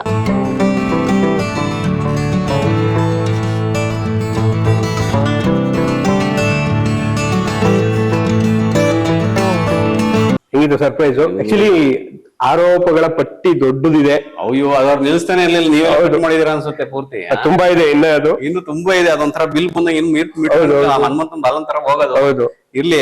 ಪಾಪ ಅವ್ರು ಹೇಳಿದ್ದೆಲ್ಲ ಸತ್ಯ. ಅವರು ನನಗೆ ಆ ಸರ್ಪ್ರೈಸ್ ಕೊಡೋ ಗುಣನೇ ಇಲ್ಲ. ಇನ್ನೊಂದ್ ಏನು ಅಂದ್ರೆ, ನಾನು ಮೊದ್ಲೇ ಹೇಳ್ದೆ, ನಾನು ಹೆಚ್ಚಿನ ಆದ್ಯತೆ ಕೊಟ್ಟಿದ್ದೆ ಕೆಲ್ಸಕ್ಕೆ. ಇವತ್ತು ನಾನು ಅವ್ರ ಮದುವೆ ಆಗೋಕ್ಕೂ ಕಾರಣನೇ ನಾನು ಆ ಕೆಲಸ ಮಾಡಿದ್ರಿಂದಾನೆ. ಇನ್ ಕೇಸ್ ನಾನೇ ಇಲ್ಲೇನಾದ್ರು ಪೊಲಿ ಹೊಡ್ಕೊಂಡು ಇಲ್ಲೇ ಇದ್ದಿದ್ರೆ ಕೆಲಸ ಯಾರ ತಂದೆ ತಾಯಿ ತಾನೇ ಹೆಣ್ಕೊಡ್ತಿದ್ರು ಹುಡುಗನಿಗೆ. ಪ್ರೀತಿ ಮಾಡೋ ಹುಡುಗರಿಗೆ ಇದೇ ಹೇಳೋದು, ಒಬ್ಬ ಹುಡುಗ ಒಂದ್ ಹುಡುಗಿನ ಪಡ್ಕೊಬೇಕು ಅಂತ ಅಂದ್ರೆ ನೀನ್ ಶ್ರದ್ಧೆಯಿಂದ ಕಷ್ಟಪಟ್ಟು ಕೆಲಸ ಮಾಡು. ನೀನೊಂದ್ ಸ್ಥಾನದಲ್ಲಿ ತಂದೆ ತಾಯಿಗಳು ನಿನ್ ಕೊಟ್ಟು ಮದುವೆ ಮಾಡಿದ್ರೆ ನಂಬಿಕೆ ಬರ್ಬೇಕು ಫಸ್ಟ್ ಅವ್ರಿಗೆ. ಎಲ್ಲಿ ನಾನು ಬಹಳ ಪ್ರೀತಿಯಿಂದ ಸಾಕಿ ಕೊಟ್ಟಿರ್ತಾರೆ. ಅವ್ರ ತಾನೇ ಹೆಣ್ಣು ಮಕ್ಳು, ಅವರು ಎತ್ತು ಕೊಡ್ತಾರೆ. ಅದ್ರಲ್ಲಿ ಅವ್ರು ಅಷ್ಟು ಪ್ರೀತಿಯಿಂದ ಸಾಕಿರ್ತಾರೆ. ಗಂಡು ಮಗು ಕೊಟ್ಟಾಗ ಅವನು ಯಾವ ತರ ಸಾಕ್ತಾನೆ ಅನ್ನೋ ಕಾಳಜಿ ತಂದೆ ತಾಯಿಗೆ ಇದ್ದೇ ಇರುತ್ತಲ್ವಾ. ಯಾವುದೇ ಒಂದು ಹುಡುಗಿರ್ಗ ಡೈರೆಕ್ಟ್ ಚಾಯ್ಸ್ ಇದೆ, ನಾನು ಯಾವ ಹುಡುಗನ್ ಮದುವೆ ಆಗ್ಬೇಕು ಅಂತ ಆಯ್ಕೆ ಮಾಡೋದಕ್ಕೆ. ಆದ್ರೆ ಹುಡುಗರ್ಗ ಆ ಚಾಯ್ಸ್, ಹುಡುಗರಿಗೆ ತನ್ನ ಅಸ್ತಿತ್ವನ ತನ್ನ ಕಾಲ ಮೇಲೆ ತಾನು ನಿಂತು ದುಡಿದು ಅವನು ಸ್ಥಾನ ಅವ್ನು ತೋರ್ಸ್ಕೊಂಡಾಗ ಮಾತ್ರ ನಂಬಿಕೆ ಅಂತ ಬರೋದು. ಒಂದು ಸಮಾಜದಲ್ಲಿ ಒಂದು ಗೌರವ ಅಂತ ಸಿಗೋದು ಅವಾಗ್ಲೇ ಅಷ್ಟೇನೆ. ಅವಾಗ ಮಾತ್ರ ಅವ್ನ ಇಷ್ಟಪಟ್ಟು ಹುಡುಗಿನ ಪಡ್ಕೊಳಕ್ ಸಾಧ್ಯ. ನಾನು ಆ ಪ್ರೋಸೆಸ್ ಅಲ್ಲೇ ಇದ್ದಿದ್ರಿಂದ ಮೊದ್ಲಿಂದ ಕೆಲಸ ಅಂತ ಬಂದಾಗ ಒಂದ್ ಪಡ್ಕೊಳಕ್ ಹೋದಾಗ ಒಂದ್ ಕಳ್ಕೊಂತೀವಿ ಅಂತ ಹೇಳ್ತೀವಲ್ಲ. ಅವ್ರು ಹೇಳ್ದಂಗೆ ಎಷ್ಟೋ ನಾನು ನಷ್ಟ ಮಾಡ್ಕೊಂಡಿದೀನಿ. ನಾನು ಕೆಲಸ ಈಗ್ಲೂ ಅಷ್ಟೇ, ಮನೇಲೇ ಇದ್ರು ನಾನು ಮಕ್ಕಳ ಜೊತೆ ಹೆಂಡತಿ ಜೊತೆ ಟೈಮ್ ಸ್ಪೆಂಡ್ ಮಾಡೋದು. ಕೆಲಸ ಅಂತಾನೆ ಮಾಡ್ತಾ ಇರ್ತೀನಿ. 2 ಯೂಟ್ಯೂಬ್ ಚಾನಲ್ ಇದೆ ಅವ್ರದ್ದು, ನಂದು. ಅದನ್ನ ಮಾಡ್ತಾನೆ ಇರ್ತೀನಿ. ಹಂಗಾಗಿ ಏನಾಗುತ್ತೆ, ಅವ್ರಿಗೆ ಯಾವತ್ತೂ ಸರ್ಪ್ರೈಸ್ ಕೊಟ್ಟಿಲ್ಲ ನಾನು. ಅವ್ರು ಹೇಳಿದ್ದೆಲ್ಲ ನಿಜಾನೇ. ಒಂದ್ ಸಣ್ಣ ಸರ್ಪ್ರೈಸ್ ಕೊಟ್ಟಿಲ್ಲ ಅನ್ನೋದೊಂದು. ಅದೊಂದು ಸಣ್ಣದು ಏನೂ ಗಿಫ್ಟ್ ಕೊಟ್ಟಿಲ್ಲ. ಆದ್ರೆ ಅವ್ರಿಗೆ ಯಾವ್ದೇ ಫೈನಾನ್ಷಿಯಲ್ ಪ್ರಾಬ್ಲಮ್ ಬರ್ದಂಗೆ ಕಂಪ್ಲೀಟ್ ಆಗಿ ಅವ್ರನ್ನ ಬೇಕಾಗಿದ್ನೆಲ್ಲ ನೀವು ಖರೀದಿ ಮಾಡ್ಕೊಳ್ಳಿ. ನಾನು ಕೊಟ್ಟಿದ್ದವ್ರಿಗೆ ಇಷ್ಟ ಆಗ್ಲಿಲ್ಲ ಅಂದ್ರೆ ಕಷ್ಟ. ಹೌದು, ನೀವ್ ಏನಾದ್ರೂ ತಗೊಳ್ಳಿ ಅನ್ನೋ ರೀತಿ ನಾನು ಅವ್ರಿಗೆ ವ್ಯವಸ್ಥೆ ಮಾಡ್ಕೊಡೋ ಅಂತ ಪ್ರಯತ್ನ ಮಾಡ್ತೀನಿ. ಆದ್ರೆ ಅವ್ರಿಗೆ ಅಷ್ಟು ಕೇಳ್ತಿದಾರೆ ಅಂದ್ರೆ ಮುಂದಿನ ದಿನಗಳಲ್ಲಾದ್ರೂ ಏನಾದ್ರೂ ಒಂದು ಪ್ರಯತ್ನ ಮಾಡ್ಬೇಕು, ಒಪ್ಕೋಬೇಕು ಅದನ್ನ. ಹೇಳ್ಬಿಡ್ಲಾ? ನಾವು ಗ್ಯಾರಂಟಿ ಕೊಡ್ಬೋದಾ? ಗ್ಯಾರಂಟಿ ಕೊಡ್ಬೇಡಿ, ಸುಮ್ಮನೆ. ಆಮೇಲೆ ಇದನ್ನ ಹೇಳಿರೋದ್ರಿಂದ ಅವ್ರಿಗೆ ಗೊತ್ತಾಗ್ಬಿಡುತ್ತೆ ಏನೋ ಸರ್ಪ್ರೈಸ್ ಕೊಡ್ತೀನಿ ಅಂತ. ಓಕೆ. ಹಂಗಾಗಿ ಮುಂದಿನ ದಿನಗಳಲ್ಲಿ ಏನಾದ್ರೂ ಒಂದಿನ ಒಂದ್ ಸರ್ಪ್ರೈಸ್ ಕೊಡೋಣ. ಅಲ್ಲಿಗೆ ಒಟ್ಟಲ್ಲಿ ನಿಮ್ಮ ಲವ್ ಶುರುವಾಗಿದ್ದು ಅಲ್ಲಿಂದನೇ ಒಟ್ಟಿನಲ್ಲಿ. ಮತ್ತೆ ನಿಮ್ ಲವ್ಗೆ ಯಾರೋ ಒಬ್ರು ಏನಾದ್ರು ವಿಲನ್ ಇದ್ರಂತಲ್ಲ, ನಿಮ್ಗೆ ಯಾರೋ ಫೋನ್ ಮಾಡಿ ನಮ್ಮ ಅಕ್ಕನ ತಲೆಗೆಲ್ಲ ಕೆಡಿಸ್ಬಿಟ್ಟಿದ್ಯ ಅಂತೆಲ್ಲ ಯಾರು ಅವಾಜ್ ಹಾಕಿದ್ರಂತಲ್ಲ, ಯಾರೋ ಅವ್ರು? ಅವನೇ ಯಕ್ಷಿತ್ತು. ಅವನೆಲ್ಲ ಅವಾಜ್ ಎಲ್ಲ ಹಾಕೋನಾಗ ಅವಾಜೇನ್ ಆಗ್ತಿರ್ಲಿಲ್ಲ. ಒಟ್ನಲ್ಲಿ ಹಂಗೆ ಫ್ಯಾಮಿಲಿ ಅಂದ್ಮೇಲೆ ಅದ್ ಇದ್ದೇ ಇರುತ್ತೆ. ಯಾರಿಗೆ ಆಗ್ಲಿ ಮದ್ವೆ ಆಗಕ್ಕಿಂತ ಮದ್ವೆ ಆದ್ಮೇಲೆ ಅವ್ರ ಲೆಕ್ಕನೇ ಚೇಂಜ್ ಆಯ್ತು ಪ್ರತಿಯೊಬ್ರದ್ದು. ಮೊದ್ಲು ಎಲ್ಲಾರು ಇಷ್ಟ ಪಡ್ತಿರ್ಲಿಲ್ಲ. ಯಾಕಂದ್ರೆ ನನ್ ಇದ್ದಿದ್ ರೀತಿ, ನಾನ್ ಆರ್ಕೆಸ್ಟ್ರಲ್ಲಿ ಇದ್ದಿದ್ದು, ನಾನ್ ಬಂದಿದ್ ರೀತಿ ಅದನ್ನೆಲ್ಲ ನೋಡಿ ಎಲ್ಲಾ ಹುಡುಗರು ಒಂಥರ ಅವನು ಹುಡುಗನೇ ಅಲ್ವಾ, ನೋಡಿರ್ತಾನೆ. ಅವನಿಗೆ ನಾನು ಹೆಂಗಿರ್ತೀನಿ ಎಲ್ಲಾ ಹುಡುಗರು ಹಿಂಗೆ ಇರ್ತಾರೆ ಅನ್ನೋ ಭಾವನೆಯಲ್ಲಿ ಇರುತ್ತೆ. ಆದ್ರೆ ನಮ್ಮನ್ನ ಹತ್ರದಿಂದ ನೋಡಿದಾಗ ಮಾತ್ರ ಅವ್ರಿಗೆ ಗೊತ್ತಾಗುತ್ತೆ ಇವ್ರು ಯಾವ ತರ ಏನು ಎತ್ತ ಅಂತ. ಮದುವೆ ಆದ್ಮೇಲೆ ಅವ್ರ ಎಲ್ಲ ವಿಷನ್ ಎಲ್ಲ ಏನಿದೆ ಅವರು ನೋಡ್ತಾ ಅಂತ ದೃಷ್ಟಿ ಎಲ್ಲ ಬದಲಾಯ್ತು. ಅವ್ರದೆಲ್ಲ ಬದಲಾಗಿದೆ ಅಂತ ದೃಷ್ಟಿ. ಬಟ್ ಆದ್ರೂ ಒಂದಷ್ಟು ಕೋಪ ಜಗಳ ಏನೋ ಇದೆಯಂತಲ್ಲ ನಿಮ್ಗೂ? ಅವನ್ಗೂ ನನ್ಗೆ ಯಾವಾಗಲೂ ಇದ್ದಿದ್ದೆ ಜಗಳ. ಬಟ್ ಇವಾಗಲೂ ಜಗಳ ಇದೆ ಅಂತ ಹೇಳ್ತಿದ್ರು. ಜಗಳ ಅಂತ ಅವ್ನಿಗೆ ಕಂಟಿನ್ಯೂಸ್ ನಡೀತಾನೆ ಇರುತ್ತೆ. ಹೋಗ್ಬಿಡದ ಜಗಳ ಎಲ್ಲ? ತೋರಿಸಿ ನೋಡೋಣ. ನಮ್ ಭಾವನ್ ಬಗ್ಗೆ ಏನ್ ಹೇಳೋದು, ನಮ್ ಭಾವ ಸರಿ ಇಲ್ಲ. ಯಾಕೆಂದ್ರೆ ನಾನು ನಮ್ ಭಾವ ಹಿಂಗೇನೆ ಯಾವಾಗ್ಲೂನು. ಇವತ್ತು ಹೇಳ್ಬೇಕು ಅಂತಂದ್ರೆ ಇವತ್ತು ಕೋಪ ಮಾಡ್ಕೊಂಡಿದೀವಿ. ಒಂದ್ 3 ತಿಂಗಳು ಆಗೋಯ್ತು ಕೋಪ ಮಾಡ್ಕೊಂಡಿದೀನಿ ನಾನು. ನಮ್ ಭಾವ ಬರೀ ವ್ಲಾಗ್ ಅಂತ ತಿರ್ಕೊಂಡು ನಾವಿಲ್ಲಿ ಸಿನಿಮಾ ಕೆಲಸ ಮಾಡ್ತಾ ಇದ್ವಿ, ಬರ್ತಾ ಇಲ್ಲ, ಟೈಮ್ ಸಿಗ್ತಾ ಇಲ್ಲ, ಡೇಟ್ ಸಿಗ್ತಾ ಇಲ್ಲ, ಅಷ್ಟೊಂದು ಬಿಸಿ ಆಗ್ಬಿಟ್ಟಿದೆ. ಅದು ಇಬ್ರದ್ದು love marriage, love come arrange marriage. ಅವಳು ಹೇಳ್ತಾ ಇದ್ಲು, ಅವಳು ಅಳ್ತಾ ಇದ್ಲು, ನಮ್ ಪೂಜೆ ಹಿಂಗೆ ಹಂಗೆ ಹಿಂಗೆ ಅಂತ. ಒಂದ್ ದಿವಸ ನಮ್ ಭಾವಂಗ್ ಫೋನ್ ಮಾಡ್ಬಿಟ್ಟು ಅವಾಜ್ ಹಾಕಿದ್ದೆ, ಏನ್ರಿ ತಲೆ ಕೆಡ್ಸಿದ್ರೇನ್ರಿ ಹಂಗೆ ಹಿಂಗೆ ಅಂತೆಲ್ಲ ಇದ್ ಮಾಡಿದ್ದೆ, ಜೋರ್ ಮಾಡಿದ್ದೆ. ಅವಾಗ ಅವ್ರು ನಾರ್ಮಲ್ ಆಗಿ ಏನೇನು ಹೇಳ್ಬಿಟ್ಟು, ಇನ್ನು ಅವಾಗ ನನಗಿನ್ನೂ ಚಿಕ್ಕ ಹುಡುಗ ಅಲ್ಲ, ಅವಾಗ ನಾನು ಇನ್ನು ಕಾಲೇಜಲ್ಲಿ ಇರ್ತಾ ಇದ್ದೆ, ಡಿಗ್ರಿ ಕಾಲೇಜಲ್ಲಿ ಇದ್ದೆ ನಾನು. ಅವಾಗ ಅವ್ರಿಗೆ ಜೋರ್ ಮಾಡಿದ್ದೆ. ಆಮೇಲೆ ಇವಳಿಗೂ ಅಷ್ಟೇ, ಇವಳಿಗಂತೂ ಫೋನಲ್ಲಿ ಮಾತಾಡೋಕ್ಕೂ ಬಿಡ್ತಾ ಇತ್ತಿಲ್ಲ. ಅವ್ರು ಏನ್ ಪಾಪ ಬರೀ ಫೋನ್ ಮಾತಾಡ್ತಾ ಇದ್ರು, ಅದನ್ನು ಬಿಡ್ತಾ ಇತ್ತಿಲ್ಲ. ನಾವಿಬ್ರು, ನಂದು ಮತ್ತು ನಮ್ಮ ಅಣ್ಣನ ಭಯ ಇವಳಿಗೆ ಸಿಕ್ಕಾಪಟ್ಟೆ ಇಟ್ಟಿದ್ದು. ಅದಾದ್ಮೇಲೆ ನಮ್ಮ ಪೂಜೆ ಒಂದ್ಸತಿ ನನ್ನ ಜೊತೆ ಕೂತ್ಕೊಂಡಾಗ ಒಂದ್ ದಿವಸ ಹಂಗೆ ರಾತ್ರಿ ನಾವು ಮಲ್ಕೊಂಡಾಗ ಹೇಳಿದ್ಲು, ಅಳ್ತಾ ಕೂತಿದ್ಲು, ಹಿಂಗೆ ಅಂತ ಏನೇನೋ ಹೇಳ್ತಾ ಇದ್ಲು. ಸರಿ, ಅವತ್ತು ನನಗೆ ಬೇಜಾರಾಯ್ತು, ಇರ್ಲಿ ಈ ತರ ದೂರ ಮಾಡ್ಬಾರ್ದು. ಅವರು ಪಾಪ ನಮ್ಮ ಭಾವನೂ ಅಷ್ಟೇನೆ, ಮದುವೆ ಆಗಬೇಕು ಅಂತಂದ್ರೆ ಅವರು ಎಲ್ಲ ಯೋಚನೆ ಮಾಡ್ತಾ ಇದ್ರು. ಮಿಡ್ಲ್ ಕ್ಲಾಸ್ ಫ್ಯಾಮಿಲಿ ಅವ್ರು, ಇನ್ನೂ ಪಾಪ ಅವ್ರ ತಕ್ಕನಾಗ ಅವ್ರಿದ್ರು. ಅವ್ರು ಇವ್ರನ್ನ ಹೆಂಗ್ ಹೆಣ್ ಕೇಳೋದು ಅಂತೆಲ್ಲ ಯೋಚನೆ ಮಾಡಿ ಅವ್ರು, ನಾನು ದುಡಿಬೇಕು, ನನ್ನ ಕಾಲ್ ಮೇಲೆ ನಿತ್ಯ ಅವ್ರನ್ನ ಕೇಳ್ಬೇಕು. ಅವ್ರ ಮನೆಗೆ ಹೋಗ್ಬೇಕಾದ್ರೂ ಒಂದು ಸ್ಟೇಜ್ ನಾನು ಬರ್ಬೇಕು ಅನ್ನೋದು ಅವರಲ್ಲಿ ಒಂದು ಹಠ ಇಟ್ಕೊಂಡು, ಇವಳನ್ನ ಮದುವೆ ಆಗಬೇಕು ಅಂತಂದ್ರೆ ನಾನು ಅಟ್ಲೀಸ್ಟ್ ಫೈನಾನ್ಷಿಯಲಿ ರೆಡಿ ಇರಬೇಕು. ಅಟ್ಲೀಸ್ಟ್ ಏನೋ ಒಂದು ಹುಡುಗ 1 ಲಕ್ಷ ಸಂಬಳ ತರ್ತಾನೆ ಅಂತ ನಾನು ಹೇಳ್ಕೋಬೇಕು. ಮನೆ ಕಡೆ ಏನಿದೆ ಏನೋ ಅವ್ರವ್ರ ರೇಂಜಿಗೆ ಒಂದು ರೆಡಿ ಮಾಡ್ಕೊಳ್ಳೋಣ ಅನ್ನೋದು ಅವ್ರದ್ದು ಒಂದು ಕಾನ್ಸೆಪ್ಟ್ ಎಲ್ಲ ಇದ್ರು. ನಾನು ನಮ್ಮ ಪೂಜೆ ಬಂದು ಕೇಳೋಳು, ಇಷ್ಟು ಸಂಬಳ ಇದ್ರೆ ಒಪ್ಕೋತಾರ ಮನೇಲಿ, ಇಷ್ಟು ಸಂಬಳ ಇದ್ರೆ ಒಪ್ಕೋತಾರ ಅಂತ ಕೇಳೋಳು. ಬಟ್ ಪಾಪ ಅವಳಿಗೂ, ಯಾಕಂದ್ರೆ ಅವಳಿಗೆ ಎಲ್ಲ ದೊಡ್ಡ ಇದೆಲ್ಲ ಬರ್ತಾ ಇತ್ತು, ದೊಡ್ಡ ಸಂಬಂಧಗಳೆಲ್ಲ ಬರ್ತಾ ಇತ್ತು. ಒಂದ್ ಸಂಬಂಧ ಯಾವ್ದೋ ಒಂದು ಅಮೆರಿಕನ್ ಬಂದಾಗ ನಾನೇ ಕ್ಯಾನ್ಸಲ್ ಮಾಡಿದ್ವಿ ಹೋಗ್ಲಿ ಅಂತ ಇವಳಿಗೋಸ್ಕರ. ಅವನಿಗೂ ನನಗೂ ಜಗಳ ಎವ್ರಿ ಟೈಮ್. ಯಾವ ನೋಡಿದ್ರೆ ಈಗ್ಲೂ ಅಷ್ಟೇ, ನನ್ನ ಹೆಂಡತಿಗಿಂತ ಜಾಸ್ತಿ ಇವನ್ ಜೊತೆನೆ ಜಗಳ ನನಗೆ. ಅದು ಕಂಪ್ಲೇಂಟ್ ಇದೆ. ಸೀರಿಯಸ್ ಜಗಳ, ನಾವು ಸಣ್ಣ ಪುಟ್ಟ ಜಗಳ ಅಲ್ಲ, ಸೀರಿಯಸ್ ಆಗಿ ಜಗಳ ಆಡ್ತೀವಿ. ಆದ್ರೆ ನೋಡಿ, ಅವನು ಕೆಲವೊಂದು ಅಂತ ಸ್ಟೇಜ್ ಅಂತ ಬಂದಾಗ ಅವ್ನು ಎಂತ ಪರಿಸ್ಥಿತಿಲಿ ಇದ್ರು ನಾವು ಅವ್ನ ಕೈ ಬಿಡಲ್ಲ, ಅವನು ನಮ್ ಕೈ ಬಿಡಲ್ಲ. ಆತರ ಅಂತ ಸುಮಾರು ಇನ್ಸಿಡೆಂಟ್ ಗಳಾಗಿದ್ದಾವೆ. ನನ್ನ ವೈಫ್ ಅಷ್ಟೇ ತುಂಬಾ ಇನ್ನೋಸೆಂಟ್. ಅವಳು ಪ್ರೀತಿ ಅನ್ನೋ ವಿಚಾರದಲ್ಲಿ ಬಂತು ಅಂದ್ರೆ ಅವಳು ನನ್ನ ಬಗ್ಗೆ ತುಂಬಾ ಪಾಸಿಟಿವ್ನೆಸ್ ಜಾಸ್ತಿ. ಆ ಪಾಸಿಟಿವ್ನೆಸ್ ಇಂದ ಕೆಲವೊಂದು ಸಣ್ಣ ಪುಟ್ಟ ಇನ್ಸಿಡೆಂಟ್ ಅವ್ರು ಹೇಳ್ತಾ ಇರೋದು ಅಂತ ಹೇಳ್ಬೋದು. ಅಷ್ಟ್ ಬಿಟ್ರೆ ನನಗೂ ಅವ್ರು ಬಿಟ್ಟೇನು ನನಗೆ ಬದುಕೋದಾಗಿದೆ. ಒಬ್ರು ಮನುಷ್ಯನ ಯಾರನ್ನು ಕಷ್ಟಪಟ್ಟು ಇಟ್ಕೊಳಕ್ ಆಗಲ್ಲ ಅಲ್ವಾ. ಮನ್ಸಿದ್ರೆ ಮಾತ್ರ ಒಬ್ರ ಜೊತೆ ಇರೋದು. ನಾನು ಅವ್ರ ಜೊತೆ ತುಂಬಾ ಖುಷಿಯಾಗಿದ್ದೀನಿ, ತುಂಬಾ ಇದಾಗಿದ್ದೀನಿ. ಯಾಕೆಂದ್ರೆ ಅವ್ರಿಗೂ ತುಂಬಾ ಒಳ್ಳೊಳ್ಳೆ ಸಂಬಂಧಗಳು ಬರ್ತಾ ಇತ್ತು. ಅವರು ನನ್ನನ್ನ ಎಲ್ಲದನ್ನು ಬಿಟ್ಟು ಇವನೇ ಬೇಕು ಅಂತ ನನ್ನನ್ನು ಚೂಸ್ ಮಾಡ್ಕೊಂಡು ಅವತ್ತು ಬಂದ್ರು. ಅದು ನನ್ನ ಜವಾಬ್ದಾರಿ ಇದೆ. ಒಬ್ಬ ತಂದೆ ತಾಯಿನ ಅಷ್ಟು ಚೆನ್ನಾಗಿ ನೋಡ್ಕೊಂಡ್ರೆ ಬಿಟ್ಟು ನಾನು ಇವನೇ ಬೇಕು ಅಂತ ಎಲ್ಲಾರನ್ನೂ ಬಿಟ್ಟು ನನ್ನ ಜೊತೆ ಬಂದವ್ರಿಗೆ ನಾನು ಹೆಂಗ್ ನೋಡ್ಕೋಬೇಕು ಅನ್ನೋದು. ಬಟ್ ಪ್ರೀತಿ ಬರೀ ಜಸ್ಟ್ ಒಂದು ಫೋನ್ ಅಂದ್ರೆ ಇನ್ಸ್ಟೆಂಟ್ಲಿ ಮದ್ವೆ ಆಗ್ಬಿಡ್ತು ಅಂದ್ರೆ, ಐ ಮೀನ್ ಜಾಸ್ತಿ ಅಂದ್ರೆ ಇವತ್ತಿನ ಪ್ರೀತಿ ಎಲ್ಲ ನೋಡಿರ್ತೀರಾ, ಮೊಬೈಲ್ ಅಲ್ಲಿ ಮಾತಾಡೋದಾಗಿರ್ಬೋದು, ಸಿಗೋದಾಗ್ಬೋದು, ಭೇಟಿದಾಗ್ಬೋದು. ಕೇವಲ ಕಣ್ಗಳಲ್ಲಿ ಸೆಳೆದಂತ ಪ್ರೀತಿ ಡೈರೆಕ್ಟ್ ಆಗಿ ಮದ್ವೆ ಆಯ್ತು ಅಂತ ಹೇಳ್ಪಟ್ರು. ಜಾಸ್ತಿ ನಮ್ದು ಅಷ್ಟೇ, ನಾವು ಅವರು ಒಂದ್ ತುಂಬಾ ಏನು ಮಾತಾಡೇ ಇಲ್ಲ ನಾವು. ಆಕ್ಚುಲಿ ಏನೋ ಹಳೆ ಕಾಲದ್ದು 70s ಅದು ಹಂಗೆ ಐತೆ, ವಿಶೇಷ ಪ್ರೀತಿ ಪ್ರಕರಣ ಇದು ನಿಮ್ಗೆ. ಹೌದು, ಯಾರೇ ಆಗ್ಲಿ ಹತ್ರದಲ್ಲಿ ಇದ್ರೆ ಮಾತ್ರ ರಿಲೇಶನ್ಶಿಪ್ ಉಳಿಯುತ್ತೆ ಈ ಕಾಲದಲ್ಲಿ. ಹೌದು, ಒಂದ್ ಸ್ವಲ್ಪ ದೂರ ಹೋದ್ರು ಅಂದ್ರೆ ರಿಲೇಶನ್ಶಿಪ್ ಉಳಿಯಲ್ಲ. ನಮ್ದು ಆಲ್ಮೋಸ್ಟ್ ನಾವು ಇವ್ರು ಸೆಕೆಂಡ್ PUC ಇದ್ದ ಪರಿಚಯ ಆಗಿದ್ದು 8 ರಿಂದ 9 ವರ್ಷ. ನಾವು 2 ವರ್ಷನೇ ಮಾತಾಡಿಲ್ದೆ ಹೋದ್ರು ಮಧ್ಯದಲ್ಲಿ ಮನ್ಸೊಳಗೆ ಇರ್ತಿತ್ತು. ನಮಗೂ ಅಷ್ಟೇ ಅದೇ ರೀತಿ ಭಾವನೆ ಇರ್ತಿತ್ತು. ನನಗೆ ಹೆಣ್ಣನ್ನು ತೋರಿಸಿದ್ರು, ಅವ್ರಿಗೂ ಅಷ್ಟೇ ಹುಡುಗನ್ ತೋರಿಸಿದ್ರು. ನನ್ ಮಧ್ಯದಲ್ಲಿ ಇವ್ರು ಹುಡುಗನ್ ತೋರಿಸ್ತಾ ಇದಾರೆ ಅಂತ ಸಿಟ್ಟಲ್ಲಿ ನಾನು ಎಡವಟ್ ಮಾಡ್ಕೊಂಡಿರೋದುಂಟು. ನಮ್ ಫ್ಯಾಮಿಲಿಲೂ ಅಷ್ಟೇ ಸುಮಾರು ಮನಸ್ತಾಪಗಳಾಗೋಗಿದೆ. ನಾನೇನೇನೋ ನಿರ್ಧಾರ ತಗೊಂಡು ಏನೇನೋ ಆಗಿ ಕೊನೆಗೂ ಅವ್ರಿಗೂ ಆಗದೇನೆ ನನಗೂ ಆಗದೇನೆ ಮನೇಲಿ ನಮ್ಮ ಅತ್ತೆ ಮಾವ ದೊಡ್ಡ ಮನ್ಸು ಮಾಡಿ, ಯಾರೇ ಆಗ್ಲಿ ಈ ಕಾಲದಲ್ಲಿ ಅವ್ರು ಇರೋ ಸ್ಟೇಟಸ್ ಚೆನ್ನಾಗಿದ್ರು, ಅವ್ರ ದುಡ್ಡಿನಲ್ಲಾಗ್ಲಿ ಎಲ್ಲದರಲ್ಲಾಗ್ಲಿ ತುಂಬಾ ಚೆನ್ನಾಗಿದ್ರು. ಇಲ್ಲ ಈ ಹುಡುಗನ್ನ ಅವ್ರ ಅಕ್ಕನ್ನು ತುಂಬಾ ಚೆನ್ನಾಗಿ ಒಳ್ಳೆ ಕುಟುಂಬಕ್ಕೆ ಕೊಟ್ಟಿದ್ದಾರೆ. ಇಲ್ಲ ಇವನು ಹುಡುಗ ಬುದ್ಧಿವಂತ ಇದ್ದಾನೆ, ಕಷ್ಟಪಟ್ಟು ಕೆಲಸ ಮಾಡ್ತಾ ಇದ್ದಾನೆ, ಇವನ್ಗೆ ಮದುವೆ ಮಾಡ್ಕೊಡೋಣ ಅಂತ ದೊಡ್ಡ ಮನ್ಸು ಮಾಡಿ ಅವ್ರು ಕೊಟ್ರಲ್ಲ. ಆಗ ಇದ್ರಲ್ಲಿ ಇವತ್ತು ನಾವು ನನ್ನ ಮಕ್ಳಿಗಾದ್ರೂ ಆ ನಿರ್ಧಾರ ತಗಂತೀನ ಬರ್ತದೆ. ಅಷ್ಟು ನೀವು ನನ್ ಬಗ್ಗೆ ನಂಬಿಕೆ ಇಟ್ಕೊಂಡು ಹೆಣ್ಮಗಳನ್ನ ನನಗೆ ಕೊಟ್ರಲ್ಲ. ಅದು ಇವತ್ತು ಅಷ್ಟೇ ನಮ್ಮ ಮಾವ ಆಗ್ಲಿ ನಮ್ಮ ಅತ್ತೆ ಆಗ್ಲಿ, ನಮ್ಮ ಅತ್ತೆ ನನಗೆ ಅವರು ನನಗೆ ತಾಯಿನೇ. ಇವತ್ತು ನನ್ನ ಬಟ್ಟೆನ ನನ್ನ ಸೇವೆನ ಅವರೇ ಮಾಡ್ತಾ ಇರೋದು ಪ್ರತಿಯೊಂದನ್ನು. ಚಡ್ಡಿ ಸಮೇತ ಹೋಗಿತಾರೆ ನಂದನವರು. ಭಗವಂತರ ಮಗನ್ಕಿಂತ ಹೆಚ್ಚಾಗಿ ನೋಡ್ತಾರೆ ನನ್ನ ನಮ್ಮ ಮಾವನು ಅಷ್ಟೇ. ನಾನಿದೀನಿ ಅಂದ್ರೆ ಅವ್ರಿಗೆ ಅಷ್ಟು ನಂಬಿಕೆ. ಒಬ್ಬ ಮಗ ಹೆಚ್ಚು ಮಗನ್ಕಿಂತನೂ ಹೆಚ್ಚು ಅವ್ರಿಗೆ ಅಷ್ಟು ಕಾನ್ಫಿಡೆನ್ಸ್ ನನ್ನ ಮೇಲೆ. ಅಷ್ಟು ಕಾನ್ಫಿಡೆನ್ಸ್ ಆಗಿ ಅವ್ರು ಅಷ್ಟು ಧೈರ್ಯ ನಾನು ಇದೀನಿ ಅಂತ ಅಂದ್ರೆ ಅಂದು ಹೇಳ್ತಿರಲ್ಲ ಆತರ. ನನ್ಗೆಲ್ಲೋ ಒಂದ್ ಜಾಗದಲ್ಲಿ ನಾನು ಕಷ್ಟಪಟ್ಟಿರೋದಕ್ಕೆ ದೇವ್ರು ಎಲ್ಲೋ ನನಗೆ ಒಳ್ಳೆ ಸಂಬಂಧ ಕೊಟ್ಟ ಅಂತ ಅಷ್ಟು ಖುಷಿ ಆಗುತ್ತೆ. ನಿಮ್ಮ ಅತ್ತೆಗೂ ನಿಮ್ಗೂ ಬಹಳ ಹೋಲಿಕೆ ಆಯ್ತಂತೆ ಮಾತುಕತೆ. ನಮ್ಮ ಅತ್ತೆಗೂ ನನಗೂ ಅವ್ರು ಆಕ್ಚುಲಿ ನಾವು ಜಾಸ್ತಿ ಮಾತಾಡದೆ ಹೋದ್ರು ಅವ್ರಿಗೂ ನನಗೂ ಕನೆಕ್ಷನ್ ತುಂಬಾ ಜಾಸ್ತಿ ಇದೆ. ನೋಡೋಣ ಏನ್ ಮಾತಾಡಿದ್ದಾರೆ. ಹೌದು, ಅವರು ಮಾತಾಡಿದ್ದಾರೆ. ಹಾಯ್ ಸತೀಶ್, ಅಳಿಯನ್ಕಿಂತ ಮಗನಾಗೆ ನನ್ನನ್ನು ಅಮ್ಮ ಅತ್ತೆ ಅಂತೀರಿ, ಪಪ್ಪನಂತೂ ತುಂಬಾ ನೀವು ಪ್ರೀತಿಸ್ತೀರಿ. ಪ್ರತಿಯೊಂದು ನಮ್ಗೆ ಹೇಳ್ಕತ್ತೀರಿ ನೀವು.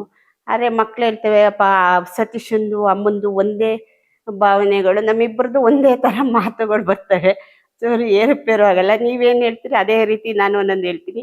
ಅರೆ ಅಕ್ಕನ ಮಕ್ಕಳು ನಮ್ಮವು ಹೇಳ್ತಿರ್ತೀವಿ, ಬಾವುಗೂ ಅಮ್ಮಗೂ ಭಾರಿ ಮ್ಯಾಚ್ ಆಗುತ್ತೆ ಮಾತಿನಲ್ಲಿ. ನೀವಿಬ್ರು ತುಂಬಾ ಹೊಂದಾಣಿಕೆ ಇದೆ, ಯಾವುದೇ ಆಗಿದ್ರು ನೀವು ಹಿಂಗೆ ಒಂದೇ ತರ ಮಾತಾಡ್ತೀರಿ ಅಂತ ಹೇಳ್ತಿರ್ತೀರಿ. ಇಂಥವ್ರಿಗೆ ಮಾತು ಕೊಡ್ತೀರಿ ಅಂತ ದಿವ್ಸ ಹೋಗ್ಬೇಕು, ಅವು ಮಾಡ್ಕೊಡ್ಬೇಕು ಅನ್ನೋದು ನಿಮ್ಮ ತಲೆಯಲ್ಲಿ ತುಂಬಾ ಇದೆ.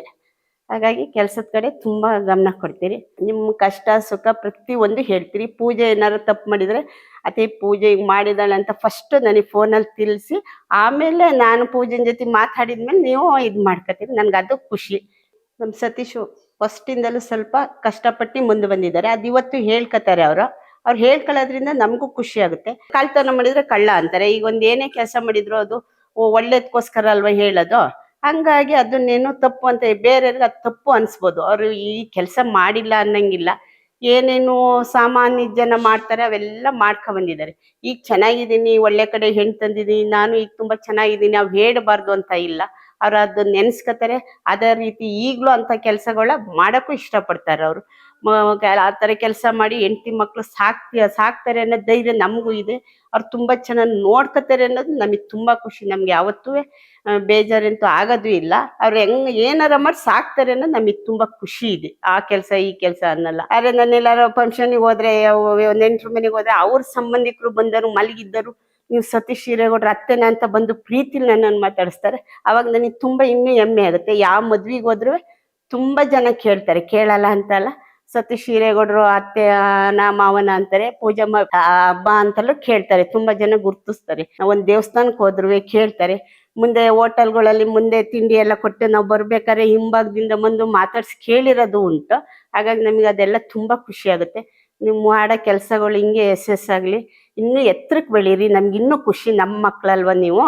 ಹಂಗಾಗಿ ನೀವು ಎತ್ತರ ಆದ್ರೆ ಹಿಂಗೆ ಎಲ್ಲರಿಗೂ ಒಳ್ಳೇದಾಗ್ಬೇಕು. ನಮಗೆ ಮಾತ್ರ ನಮ್ಮ ಕುಟುಂಬ ನಮ್ಮ ಸಂಬಂಧಕ್ಕಲ್ಲ, 4 ಜನಕ್ಕೆ ಎಲ್ಲದಕ್ಕೂ ಒಳ್ಳೆ ರೀತಿ ಮಾಡ್ತಾ ಇದ್ದೀರಿ. ನೀವು ಇನ್ನೂ ಚೆನ್ನಾಗಿ ಮಾಡಿ. ನೀವು ಸಕ ಸಪೋರ್ಟ್ ಮಾಡ್ತಾರ ನನಗೆ ಅತ್ತೆ ಮಾವ ಎಲ್ಲ. ಎಷ್ಟೋ ಜನ ಯೂಟ್ಯೂಬಲ್ಲಿ ಹೇಳ್ತಾರೆ ಏನೋ ಅತ್ತೆ ಮಾವನ ಮನೇಲಿ ಇರ್ತಾನೆ ಹಂಗೆ ಹೆಂಗೆ ಅಂತ. ಅದೊಂದು ನೋವಾಗುತ್ತೆ. ಇವತ್ತು ಯಾರ ನನ್ನ ಮಗಳನ್ನೇ ಆಗ್ಲಿ, ಒಬ್ಳು ಹೆಂಡತಿ ಮದುವೆ ಆಗಿ ನನ್ನ ಬರ್ತಾಳೆ ಅಂದ್ರೆ ಅವಳ ತಂದೆ ತಾಯಿನೇ ಬಿಟ್ಟು ಬಂದಿರ್ತಾಳೆ. ಅವಳೇನ್ ಡೆಡ್ ಆಬ್ಜೆಕ್ಟ್ ಅಲ್ಲ, ಅವಳಿಗೂ ಭಾವನೆಗಳಿದಾವೆ. ಅವಳಿಗೂ ಒಂದು ಎಮೋಷನ್ಸ್ ಅಂತ ಇರುತ್ತೆ ತಂದೆ ತಾಯಿ ಮೇಲೆ. ನಾವು ಅದನ್ನ ಹೊಡೆಯಕ್ಕಾಗಲ್ಲ. ಕಾನ್ಸೆಪ್ಟ್ ಇರ್ಬೋದು, ಒಂದು ಹೆಣ್ಣು ಒಂದು ಗಂಡನ ಮನೆಗೆ ಹೋಗ್ಬೇಕು ಬಿಟ್ಟು ಅಂತ ಅವಳಿಗೆ ಒಳಗಡೆ ತಂದೆ ತಾಯಿನ ಫೀಲಿಂಗ್ ಇರಲ್ವ? ಪ್ರತಿಯೊಬ್ಬರಿಗೂ ಇರುತ್ತೆ. ಆ ಫೀಲಿಂಗ್ ನಾವೇ ಕೊಡಿಬೇಕು. ಅವರು ಅಷ್ಟೇ ನಂಬಿಕೆ ಮೇಲೆ ನಮಗೆ ಕೊಟ್ಟಿದ್ದಾರೆ. ನಾವು ಅಷ್ಟೇ ಅವ್ರಿಗೆ ಯಾರನ್ನ ಹಿಂಸೆ ಮಾಡಿ ನಾವೇನೋ ಬಂದು ನಮ್ಮ ಜೊತೆ ಇರಿ ಹಂಗೆ ಹಿಂಗೆ ಅಂತ ನಾವು ಯೂಸ್ ಮಾಡಕ್ ಹೋಗಲ್ಲ. ಅವ್ರ ಸ್ವತಂತ್ರ ಕಿತ್ಕೊಂಡೇ ಇರೋಂಥ ಮನಸ್ಥಿತಿ ನಮಗೆ ಬರ್ಬೇಕು. ಯಾಕಂದ್ರೆ ಅವರು ಅಷ್ಟೇ ನಂಬಿಕೆಯಿಂದ ನಮಗೆ ಬಂದಿದ್ರೆ ಯಾವ ಒಂದು ಹೆಣ್ಣನ್ನ ಎತ್ತ ಮಗಳನ್ನ ಚೆನ್ನಾಗಿರೋಂಥವ್ರ ಕುಟುಂಬದಲ್ಲಿ ಚೆನ್ನಾಗಿರೋಂಥವ್ರನ್ನ ತೆಗೆದು ನನ್ಗೇನು ವ್ಯವಸ್ಥೆ ಇಲ್ದಿದ್ದು ಅವ್ನಿಗೆ ಅಷ್ಟು ನಂಬಿಕೆ ಇಟ್ಟು ನನಗೆ ಕೊಟ್ಟು ಇವತ್ತು ನನ್ನ ಅಷ್ಟು ಚೆನ್ನಾಗಿ ನೋಡ್ಕೊಂತಾರೆ. ಅವ್ರಿಗೆ ನಾನು ಇನ್ನೇನು ಸ್ಥಾನ ಕೊಡಕ್ಕಾಗ ಹೇಳಿ ನೋಡು. ತಂದೆ ತಾಯಿ ಸ್ಥಾನ ಕೊಡೋದಾಗೆ ಅವರು ತಂದೆ ಅವ್ರಿಗೂ ಏನು ಗಂಡು ಮಕ್ಳಿಲ್ಲ, ನಾವೇ ಗಂಡು ಮಕ್ಳು. ಮಗನಕ್ಕಿಂತ ಹೆಚ್ಚಾಗಿ ನನ್ನನ್ನ ಮಕ್ಕಳನ್ನ ಆದ್ರೆ ಬೈತಾರೆ ಎಲ್ಲರೂ. ನನ್ನ ಇಲ್ಲಿವರೆಗೂ ಅವ್ರು ಬೈಯೋದು ಇಲ್ಲ.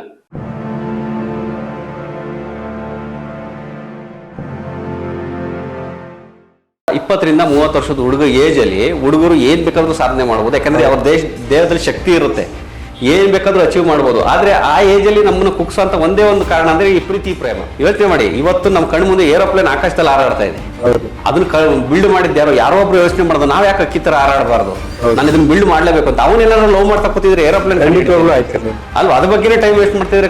ಆ ಎನರ್ಜಿ ಇಡೀ ದೇಹದಲ್ಲಿ ಇರೋ ಎನರ್ಜಿನೇ ನಮಗೆ ಸಕ್ಕ ಶಕ್ತಿ ಇರೋದೇ 20ರಿಂದ 30 ವರ್ಷದ ಏಜ್ ಅಲ್ಲಿ. 30 ವರ್ಷ ಆ ಏಜ್ ನ ವೇಸ್ಟ್ ಮಾಡಬಾರ್ದು ಜನಗಳು. ಯಾರ ಏಜ್ ನ ಇವತ್ತು ಸಕ್ಸಸ್ಫುಲ್ ಆಗಿರೋರು ವೆರಿ ಚಿಕ್ಕ ಏಜ್ ಅಲ್ಲಿ, ಯೂಟ್ಯೂಬ್ ಅಲ್ಲಿ ಎಷ್ಟೋ ಜನ ಯೂಟ್ಯೂಬರ್ಗಳು ಚಿಕ್ಕ ಏಜ್ ಅಲ್ಲಿ ಬೆಳವಣಿಗೆ ಪಡ್ಕೊಂಡಿರೋಂಥವ್ರೆಲ್ಲ ಲವ್ ಅನ್ನೋ ಒಂದು ಕಾನ್ಸೆಪ್ಟ್ ನ ಬಿಟ್ಟು ಹೊರಗಡೆ ಬಂದು ಲವ್ ಮಾಡಬಾರ್ದು ಅಂತಲ್ಲ, ಅವ್ರು ಮಾಡ್ತಾ ಇರ್ತಾರೆ. ಆದ್ರೆ ಅದನ್ನೇ ದಿನ ಎಲ್ಲ ಮಾಡಿರಲ್ಲ.